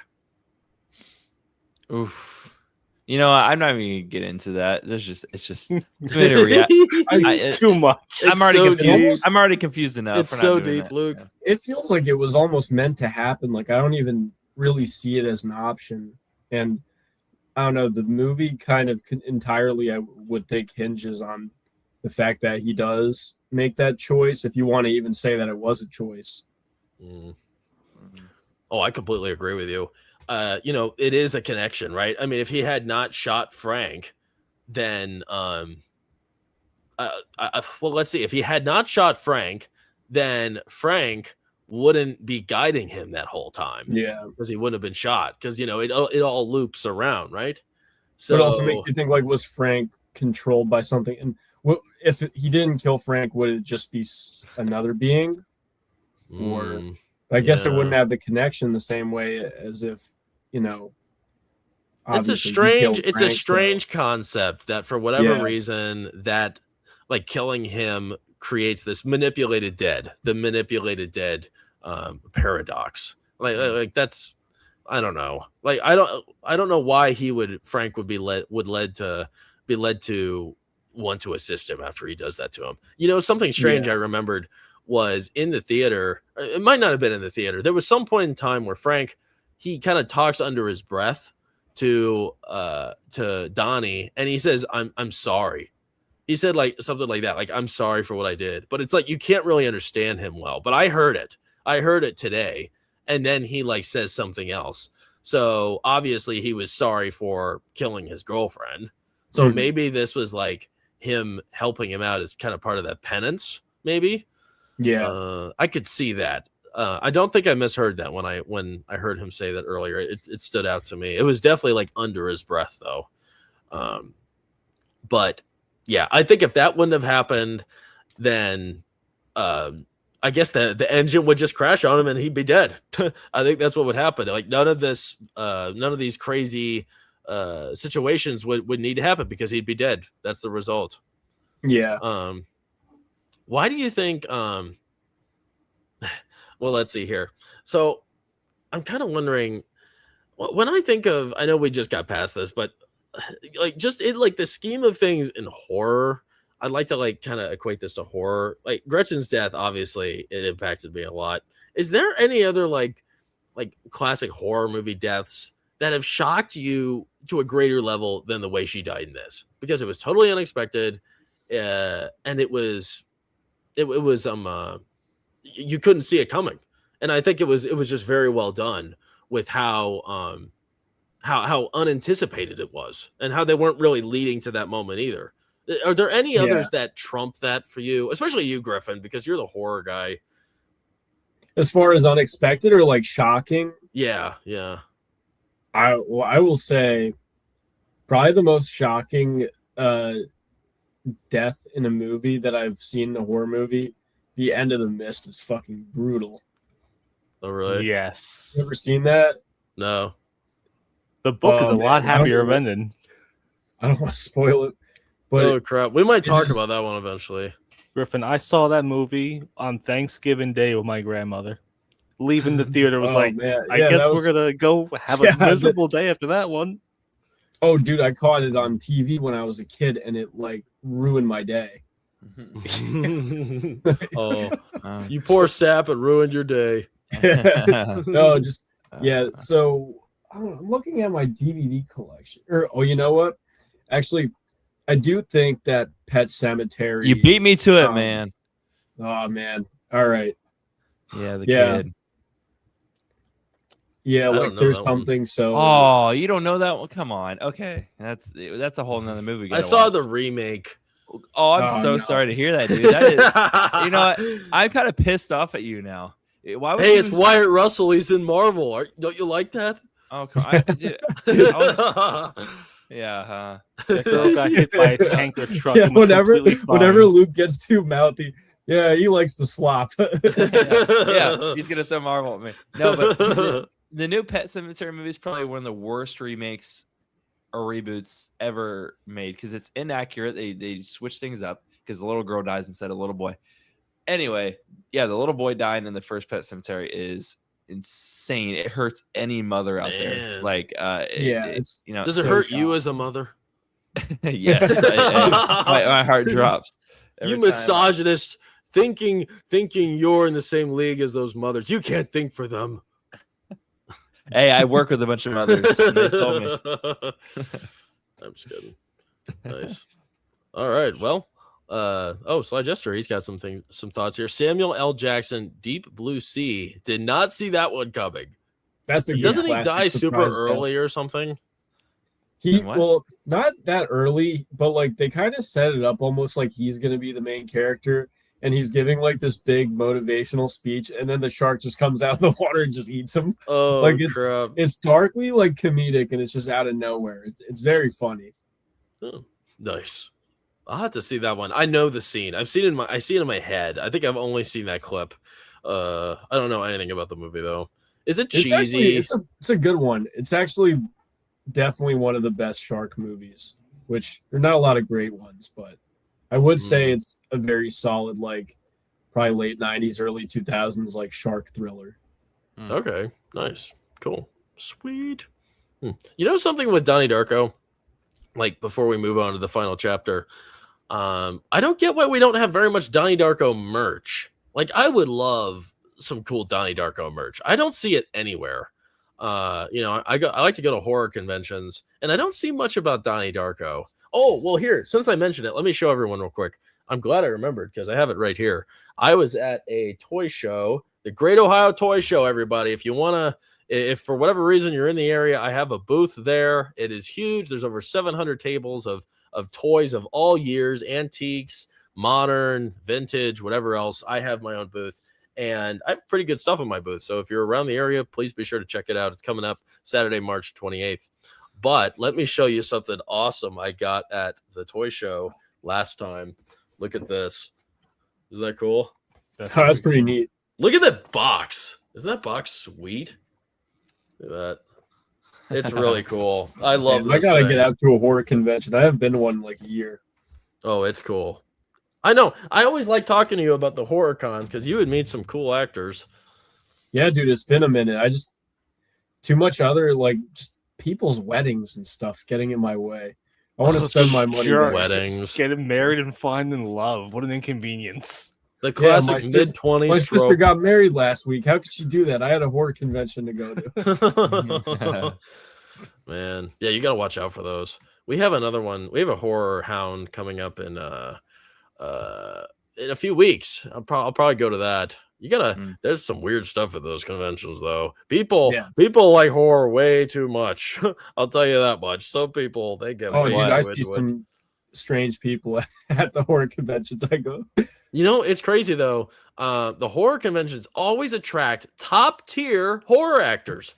It's crazy. I don't know how they're like. I went to this horror hound, and Ohio's not very exciting. And Patrick Wilson was there.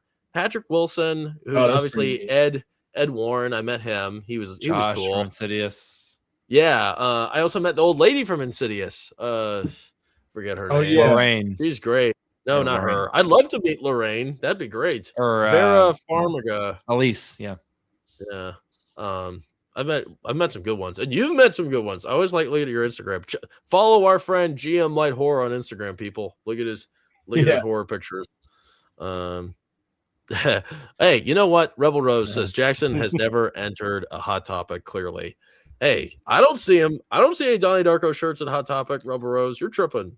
I think a Call of Duty skin's good enough. Yeah, the one I didn't get. Yeah, the one I didn't get, Luke. All right. Well, let's move on to the final chapter here. This is a sad conclusion to the film, everybody. Very sad. Sad and happy, I guess. Mostly sad, though. So, not happy. So we rewind back in time to October 2nd. It's like the very beginning of the movie. We like rewind back to that. And Donnie now has a choice. He now has a choice. He could either, go to sleep in his bed and accept his doom, or he could, I guess, just live out his life. And I don't exactly know what would be so wrong if he just lived his life normally here. No, that's kind of a question I have.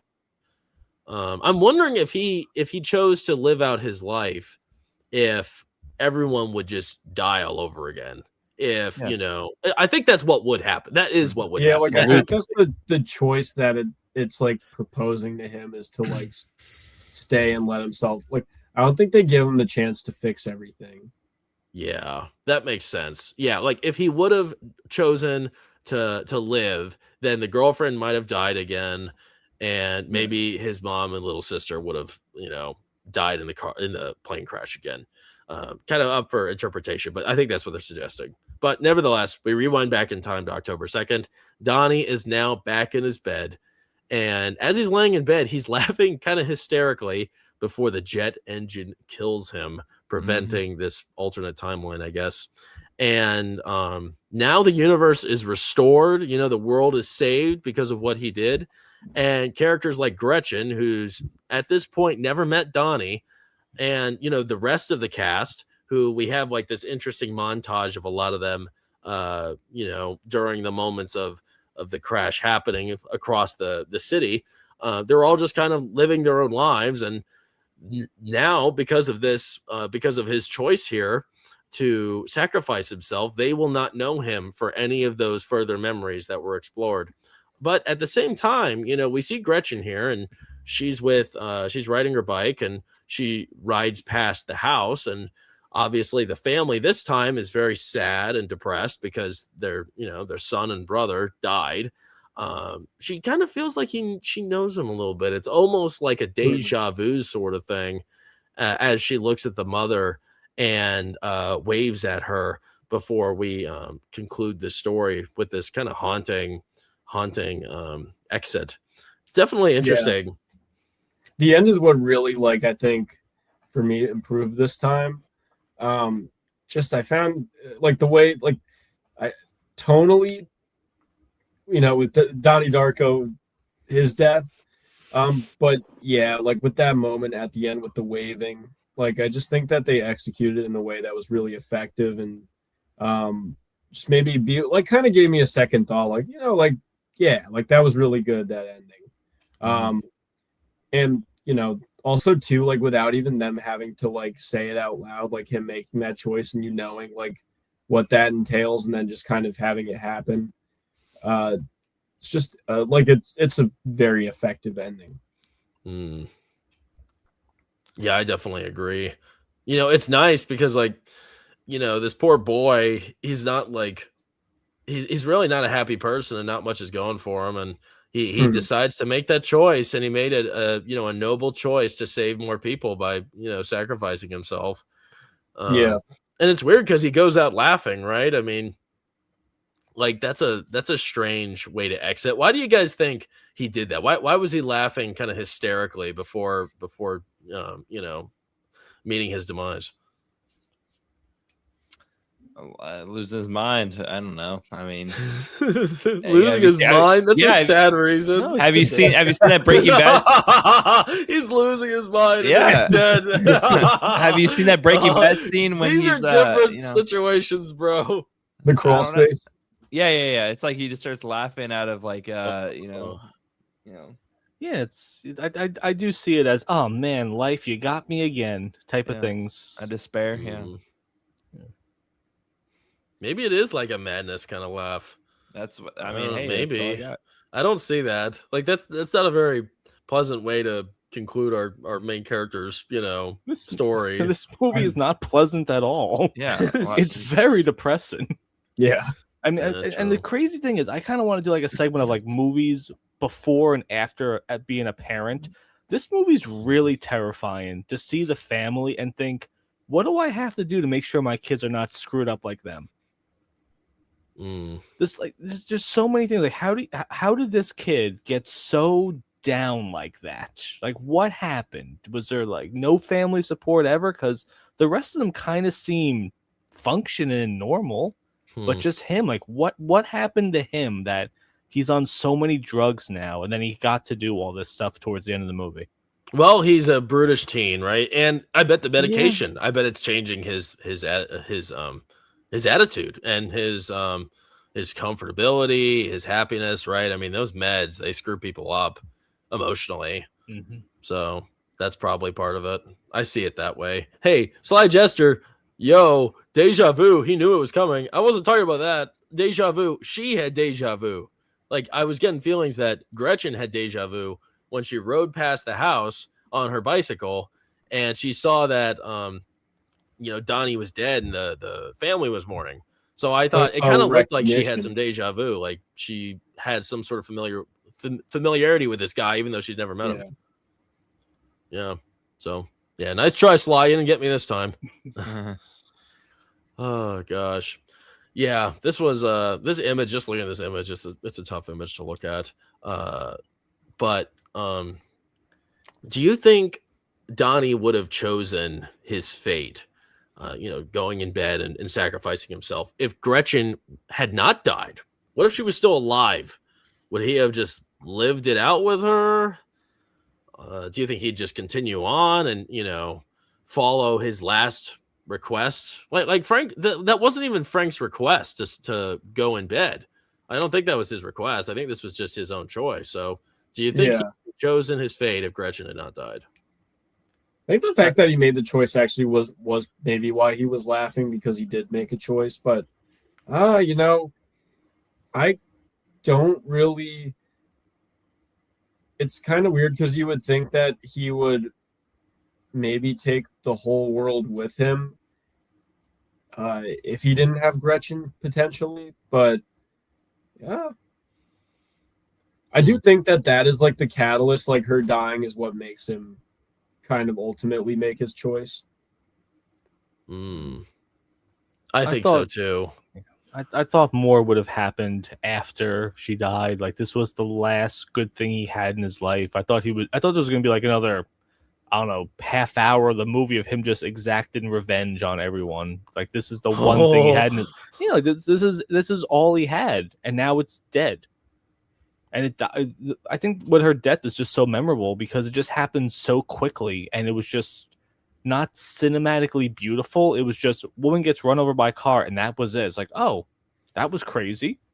I think I like that you said that. Her death. I think maybe that's something that stood out to me is how real it was. Right, like it wouldn't in real life. Somebody's not going to have some cinematic death getting run over by a car. It's just going to happen, and that's it. Once it's over, it's over.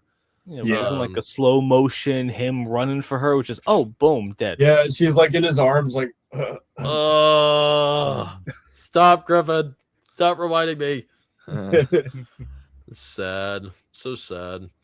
Well, let's see. I think he would have I think he would have just went through with it anyway. I think he's been so driven this whole time, I mean, 28 days is a long time to be committed to following the steps to, possibly save the world or whatever the mission was exactly. I think he would have followed through and just went in bed if he knew that would be the saving grace. Because I mean, he's just been so determined this whole time. And that's something I just kind of realized here. Frank did not tell him to do that. This is not one of Frank's commands. He made that choice himself. That's very interesting. Bring Gretchen back, though, might have made the choice a lot easier for him, though. Yeah. Gosh. Really, really quickly, just trying to rack my brain around this. When the opening scene happened with the plane crash, stuff like that, it went 28 days in the past or 28 days forward after that? Forward. Because part of me was wondering if this movie was like they say when you die, your life flashes before your eyes.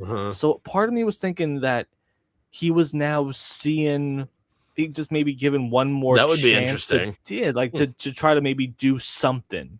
Wow, that then is a good question, actually. I was saying, like, with the movie theater, saying maybe all this is in his mind. I thought that right before he died, Frank or whatever it was said, okay, you're going to have 28 days. You're going to find love. You're going to blah, blah, blah, all this stuff, though. And then at the end, he just dies. I don't know. That's always my interpretation of it, which is probably wrong or right. Who knows? That's a great question. I don't know.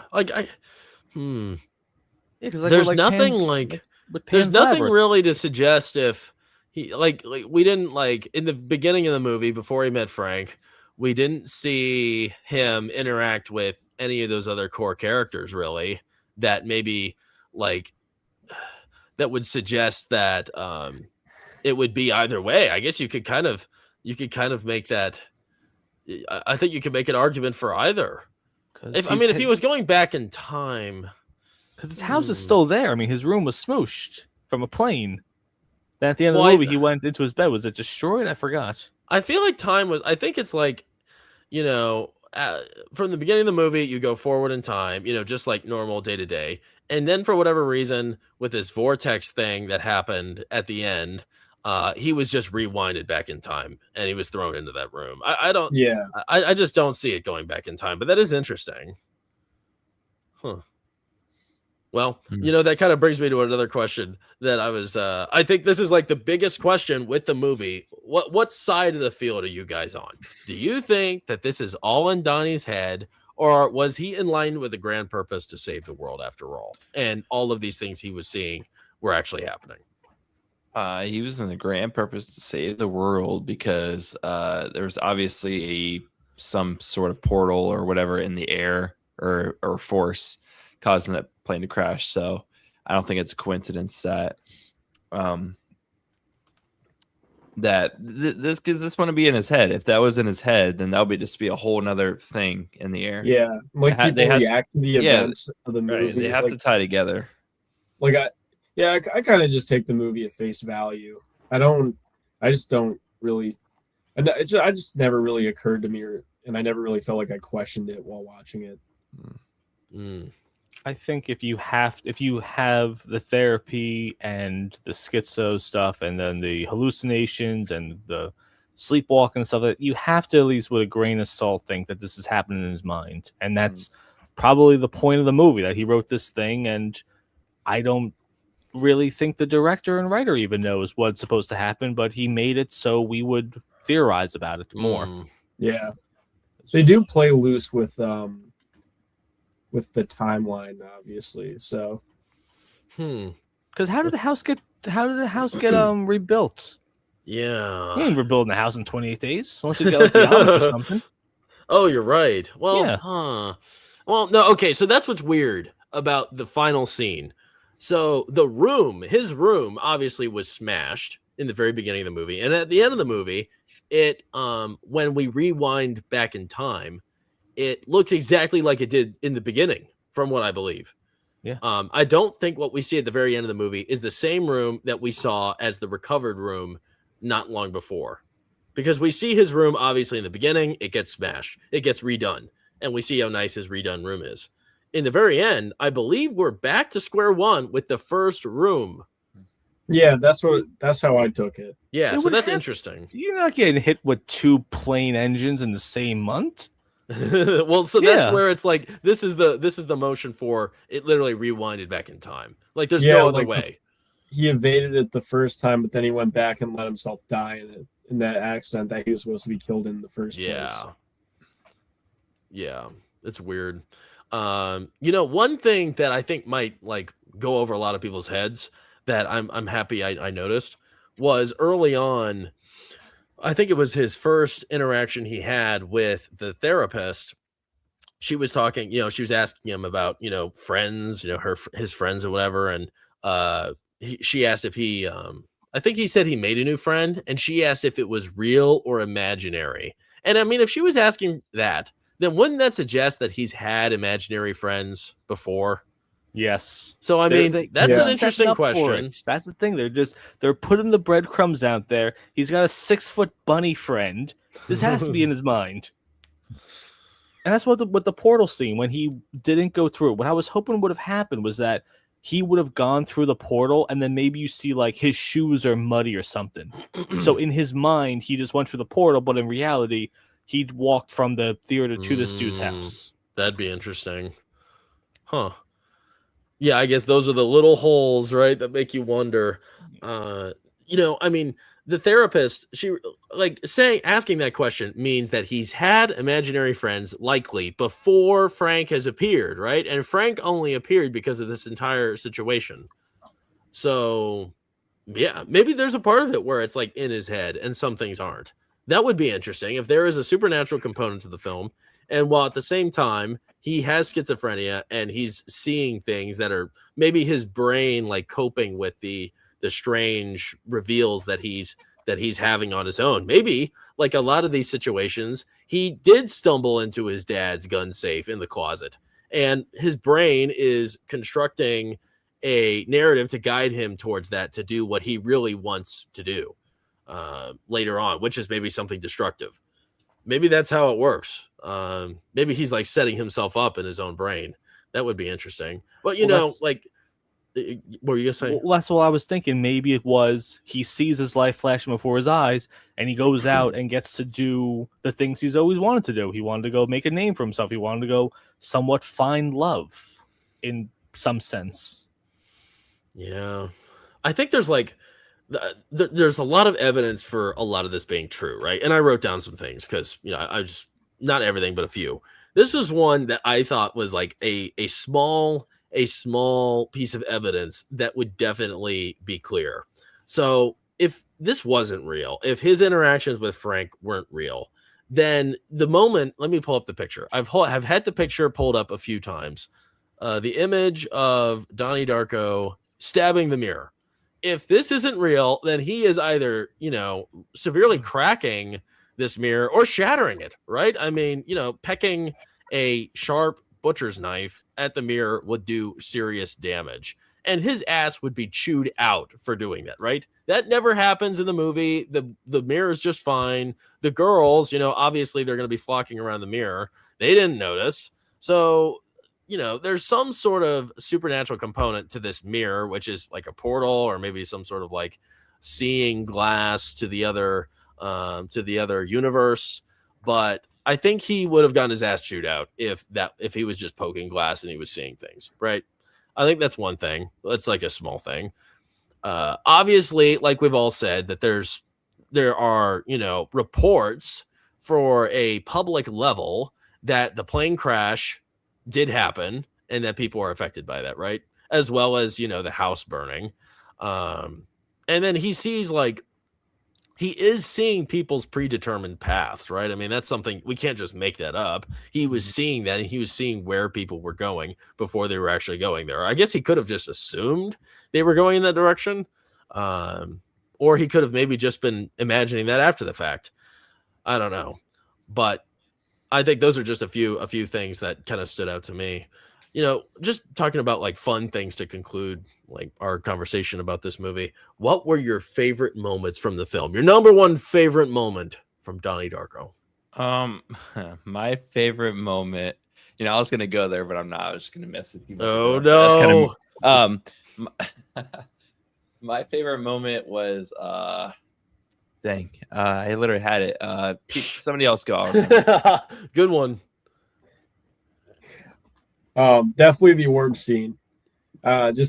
I feel like that scene introduces the most interesting concepts of the movie, like your predetermined options and kind of how much control you have in your life and free will and stuff. So, yeah, I would say that scene is probably also the most visually interesting. Whenever I think of the movie, that is the scene that I think of first. The first image I think of is obviously one of the ones with Frank, but in terms of actual scenes and parts that I think individually work about the movie, that scene is definitely probably my favorite. Cool. Yeah, that's a good one. What about you, Joe? I would say probably the first time you see Frank, and it's just it's such a simple concept of just the suit, but then this mask is just the thing that stands up out to me. And when you were saying that there's not a lot of merchandise of it, I think it would just be Frank stuff. You know, I don't think you're going to get a Jake Gyllenhaal action figure. You know, there's a better chance of getting a Jake Gyllenhaal Brokeback Mountain figurine before there's a Donnie Darko one. But yeah, Frank just seems like he is the focal point of what this. He's on the DVD cover and everything too. So yeah, just the first time seeing it, it's like this is so simple, yet at the same time it's so terrifying the way the mask is so detailed. It's so weird. Like, how would anybody create that? Like, the guy was sketching that out and everything. Like, what a weird vision. Yeah, I love this toy. I mean, I was so lucky I got this. This is so cool. It was not cheap. I've never seen this before. The mask doesn't really look like it though. No, I think it's more silvery, right? His face is a little off. His mouth looks a little funnier. I'm just kind of like wondering, is it something? It's not like a generic. Well, I'm just wondering, is it like deleted scene where like maybe the mask is all burnt up and something like that, or? You're not wrong. His head is not very silver here. Yeah, but the teeth too are actual teeth before the mask is all silver teeth. Yeah, that's weird. Whatever. Stop ruining it. Stop. Sorry. I love this. No. Yeah, that's cool. My scene, I love that theater scene. That theater scene is just so iconic. I feel like we've all been a place where we've been like at a movie super late at night in like a kind of a sketchy area, and it's like a total vibe. Ty and I, it was random, I don't know, over a year ago, probably a year and a half ago. Him and I texted him just randomly out of the blue if he wanted to go see I Saw the TV Glow. You know that one, Griffin? Yeah, that was a trippy one, wasn't it? Yeah, that's a weird movie. So Ty and I didn't really care that much about it, but I couldn't believe they even had a showing this late. I believe it was a 12:30 a.m. show. That's cool, because that probably feels like a surreal movie to watch that late. It was, bro. So we went to the theater, and it was just us and some random lady all the way in the back of the theater watching that so late at night. It was perfect. It's like a vibe. You know what I mean? It's just like this. Yeah. And I wish they did that more often. I couldn't even believe we got to do that in like a normal big box office theater. That was really special. Yeah, that was pretty cool. So that definitely reminds me of that. But do you guys have any final thoughts about the movie before we wrap it up for the night? What was Luke's moment? Oh, yeah. Remember? My first moment was the first encounter. It was creepy. You hear the voice out of nowhere. And I really do not support the part when Frank unmasks himself. It just ruins, You thought that ruined it? Yeah, it ruined it because you don't want to see who it is. You would just want to keep it secret and just ruins the fear factor. It's just a giant bunny. I guess. Yeah, I don't know. I think it added to it. Like, it wasn't just some normal dude when he took his hat off. At least it's added confusion, and we don't need more confusion with this movie. Right. True. Exactly. True. Nice. Well, I think it's a recommend. It's a high recommend for me, everybody. I love this movie. Definitely all the way up there. When I think of horror films, if we could even put this in that zone, top 5 for me. Love it. Definitely, I wouldn't say top 3, but top 5. Big fan. If Ty was here, he'd definitely say the same thing. What about you guys? Recommend, no recommend, high recommend? -2 out of 10. No. I give it a 6 out of 10. I would say to give it a chance. It's not a movie I could recommend to everyone, obviously, but the thing though is it does have mass appeal and most people do like it. So I guess I couldn't even say that. I guess just go see what you think, because even if you don't end up liking it, like I really don't, it's still worth watching and worth making your own opinion on, honestly, because it is at the very least a very interesting movie, and I do have kind of a new appreciation for it at the very least. Good. We did that for you. We converted you. Yeah, I would say the same thing he said. It probably wasn't my cup of tea, but it definitely appeals to some people, and it's something worth watching just so afterwards you could have the discussions about it. I think the director did his job if we're still talking about this movie today. Yeah, the discussion's easily my favorite part about the movie, honestly. Like, it's the movie itself, to me, I don't find to be that interesting, but all the conversations that it sparks and surrounding it that to me makes me appreciate it more.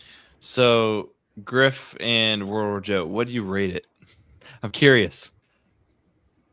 Oh, I gave it a 2 out of 5 on my letterbox when I rated it. You suck, man. What is that, like a 40%? It's like a 4 out of 10, I guess. Oh man. What about you, It's Greg? not for me. maybe like a 6 or something. Like I said, it wasn't a movie meant for me, is what I'm trying to say. Like I've never felt like Jake Gyllenhaal, where the world just sucks and stuff like that, and this one soon to be run over girl is the only thing I have good in my life. I don't know. It just seems like it doesn't hit me in the right notes, I guess. Mm-hmm. Man, you guys are shameful panel. I hyped up this panel, and this is what I get. This is almost didn't think that Jackson would be the only one like really hyping it. Oh, he always does. This is almost as bad as Signs. Oh God. I love Signs. Signs is smack, bro. I would say I'm actually that during the snowstorm a couple of weeks ago. Good. You should get snowed in and just watch Signs over and over again. Watch The Shining if you get snowed in. Ooh, yes. That's wait, I'll mention that real quick. So I went to the Stanley Hotel. Oh, really? That's sick. Yes. Yeah. It was pretty cool. I went on a ghost tour, and it was actually it was weird. The tour, they didn't talk about the famous room at all, and they didn't really talk about Stephen King very much either. Don't know why. It's very weird. I thought it was like, obviously everybody's there for that purpose, and didn't happen, but it was definitely pretty exciting. I was more interested in the hotel because of the cadet. Well, because this hotel obviously isn't the Overlook Hotel from the movie. It's the Stanley Hotel, which is, inspired the Shining film. But Dumb and Dumber, a lot of Dumb and Dumber was filmed there. And if you're a big Dumb and Dumber fan and you watch and you walk through here, I got to see a lot of those like iconic scenes, the bar, the lobby. There's the room where Lloyd Christmas farts into the fire pit. There's a lot of great scenes. Yeah, that's awesome.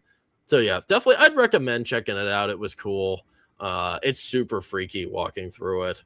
You just don't know if you can trust these people. They have the tour guides, they have pictures that people have captured of ghost apparitions or whatever, and like two girls smiling and there's like a horrifying monster thing behind them. It's like, is that real? I don't know. Yeah, they say it is. They oversell it. Yeah, so I don't know, but yeah. Everybody watching though, first off, I see we had a raid here. Our friends Vex is here. Hello, Vex. Good to see you. Waylon Bucephus. Hey, Waylon, thanks for joining us. Clint Eastwood himself. Rick Costa. What's up, Rick? Rick, you look familiar. I feel like I've seen you before. And our friend Gord King, Papa Pumpkin. We miss you, Gord King. We miss you. It's good seeing you.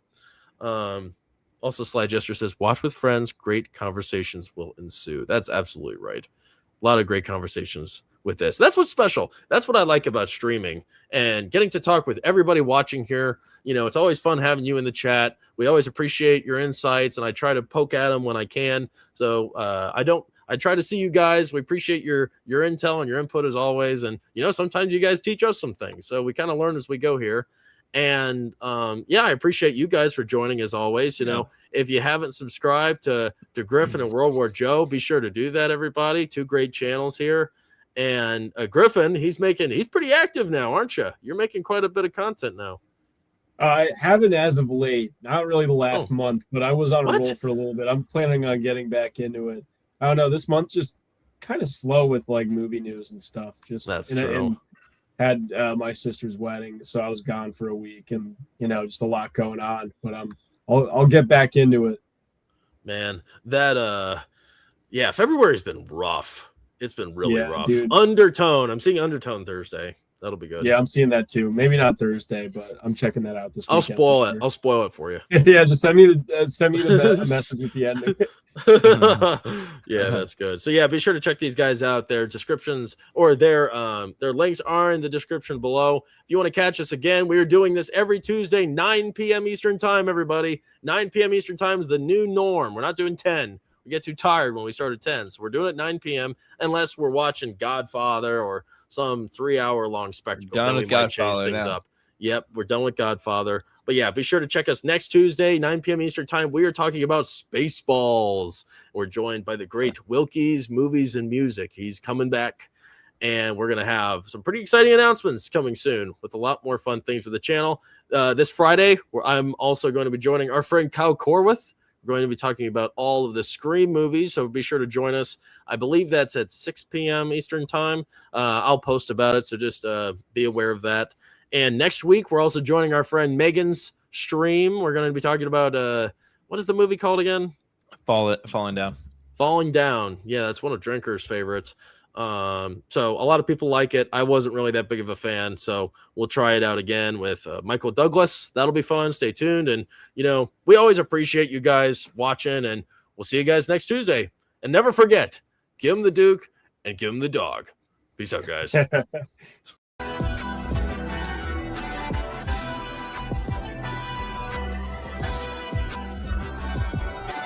kind of person are you? Are you the kind that sees signs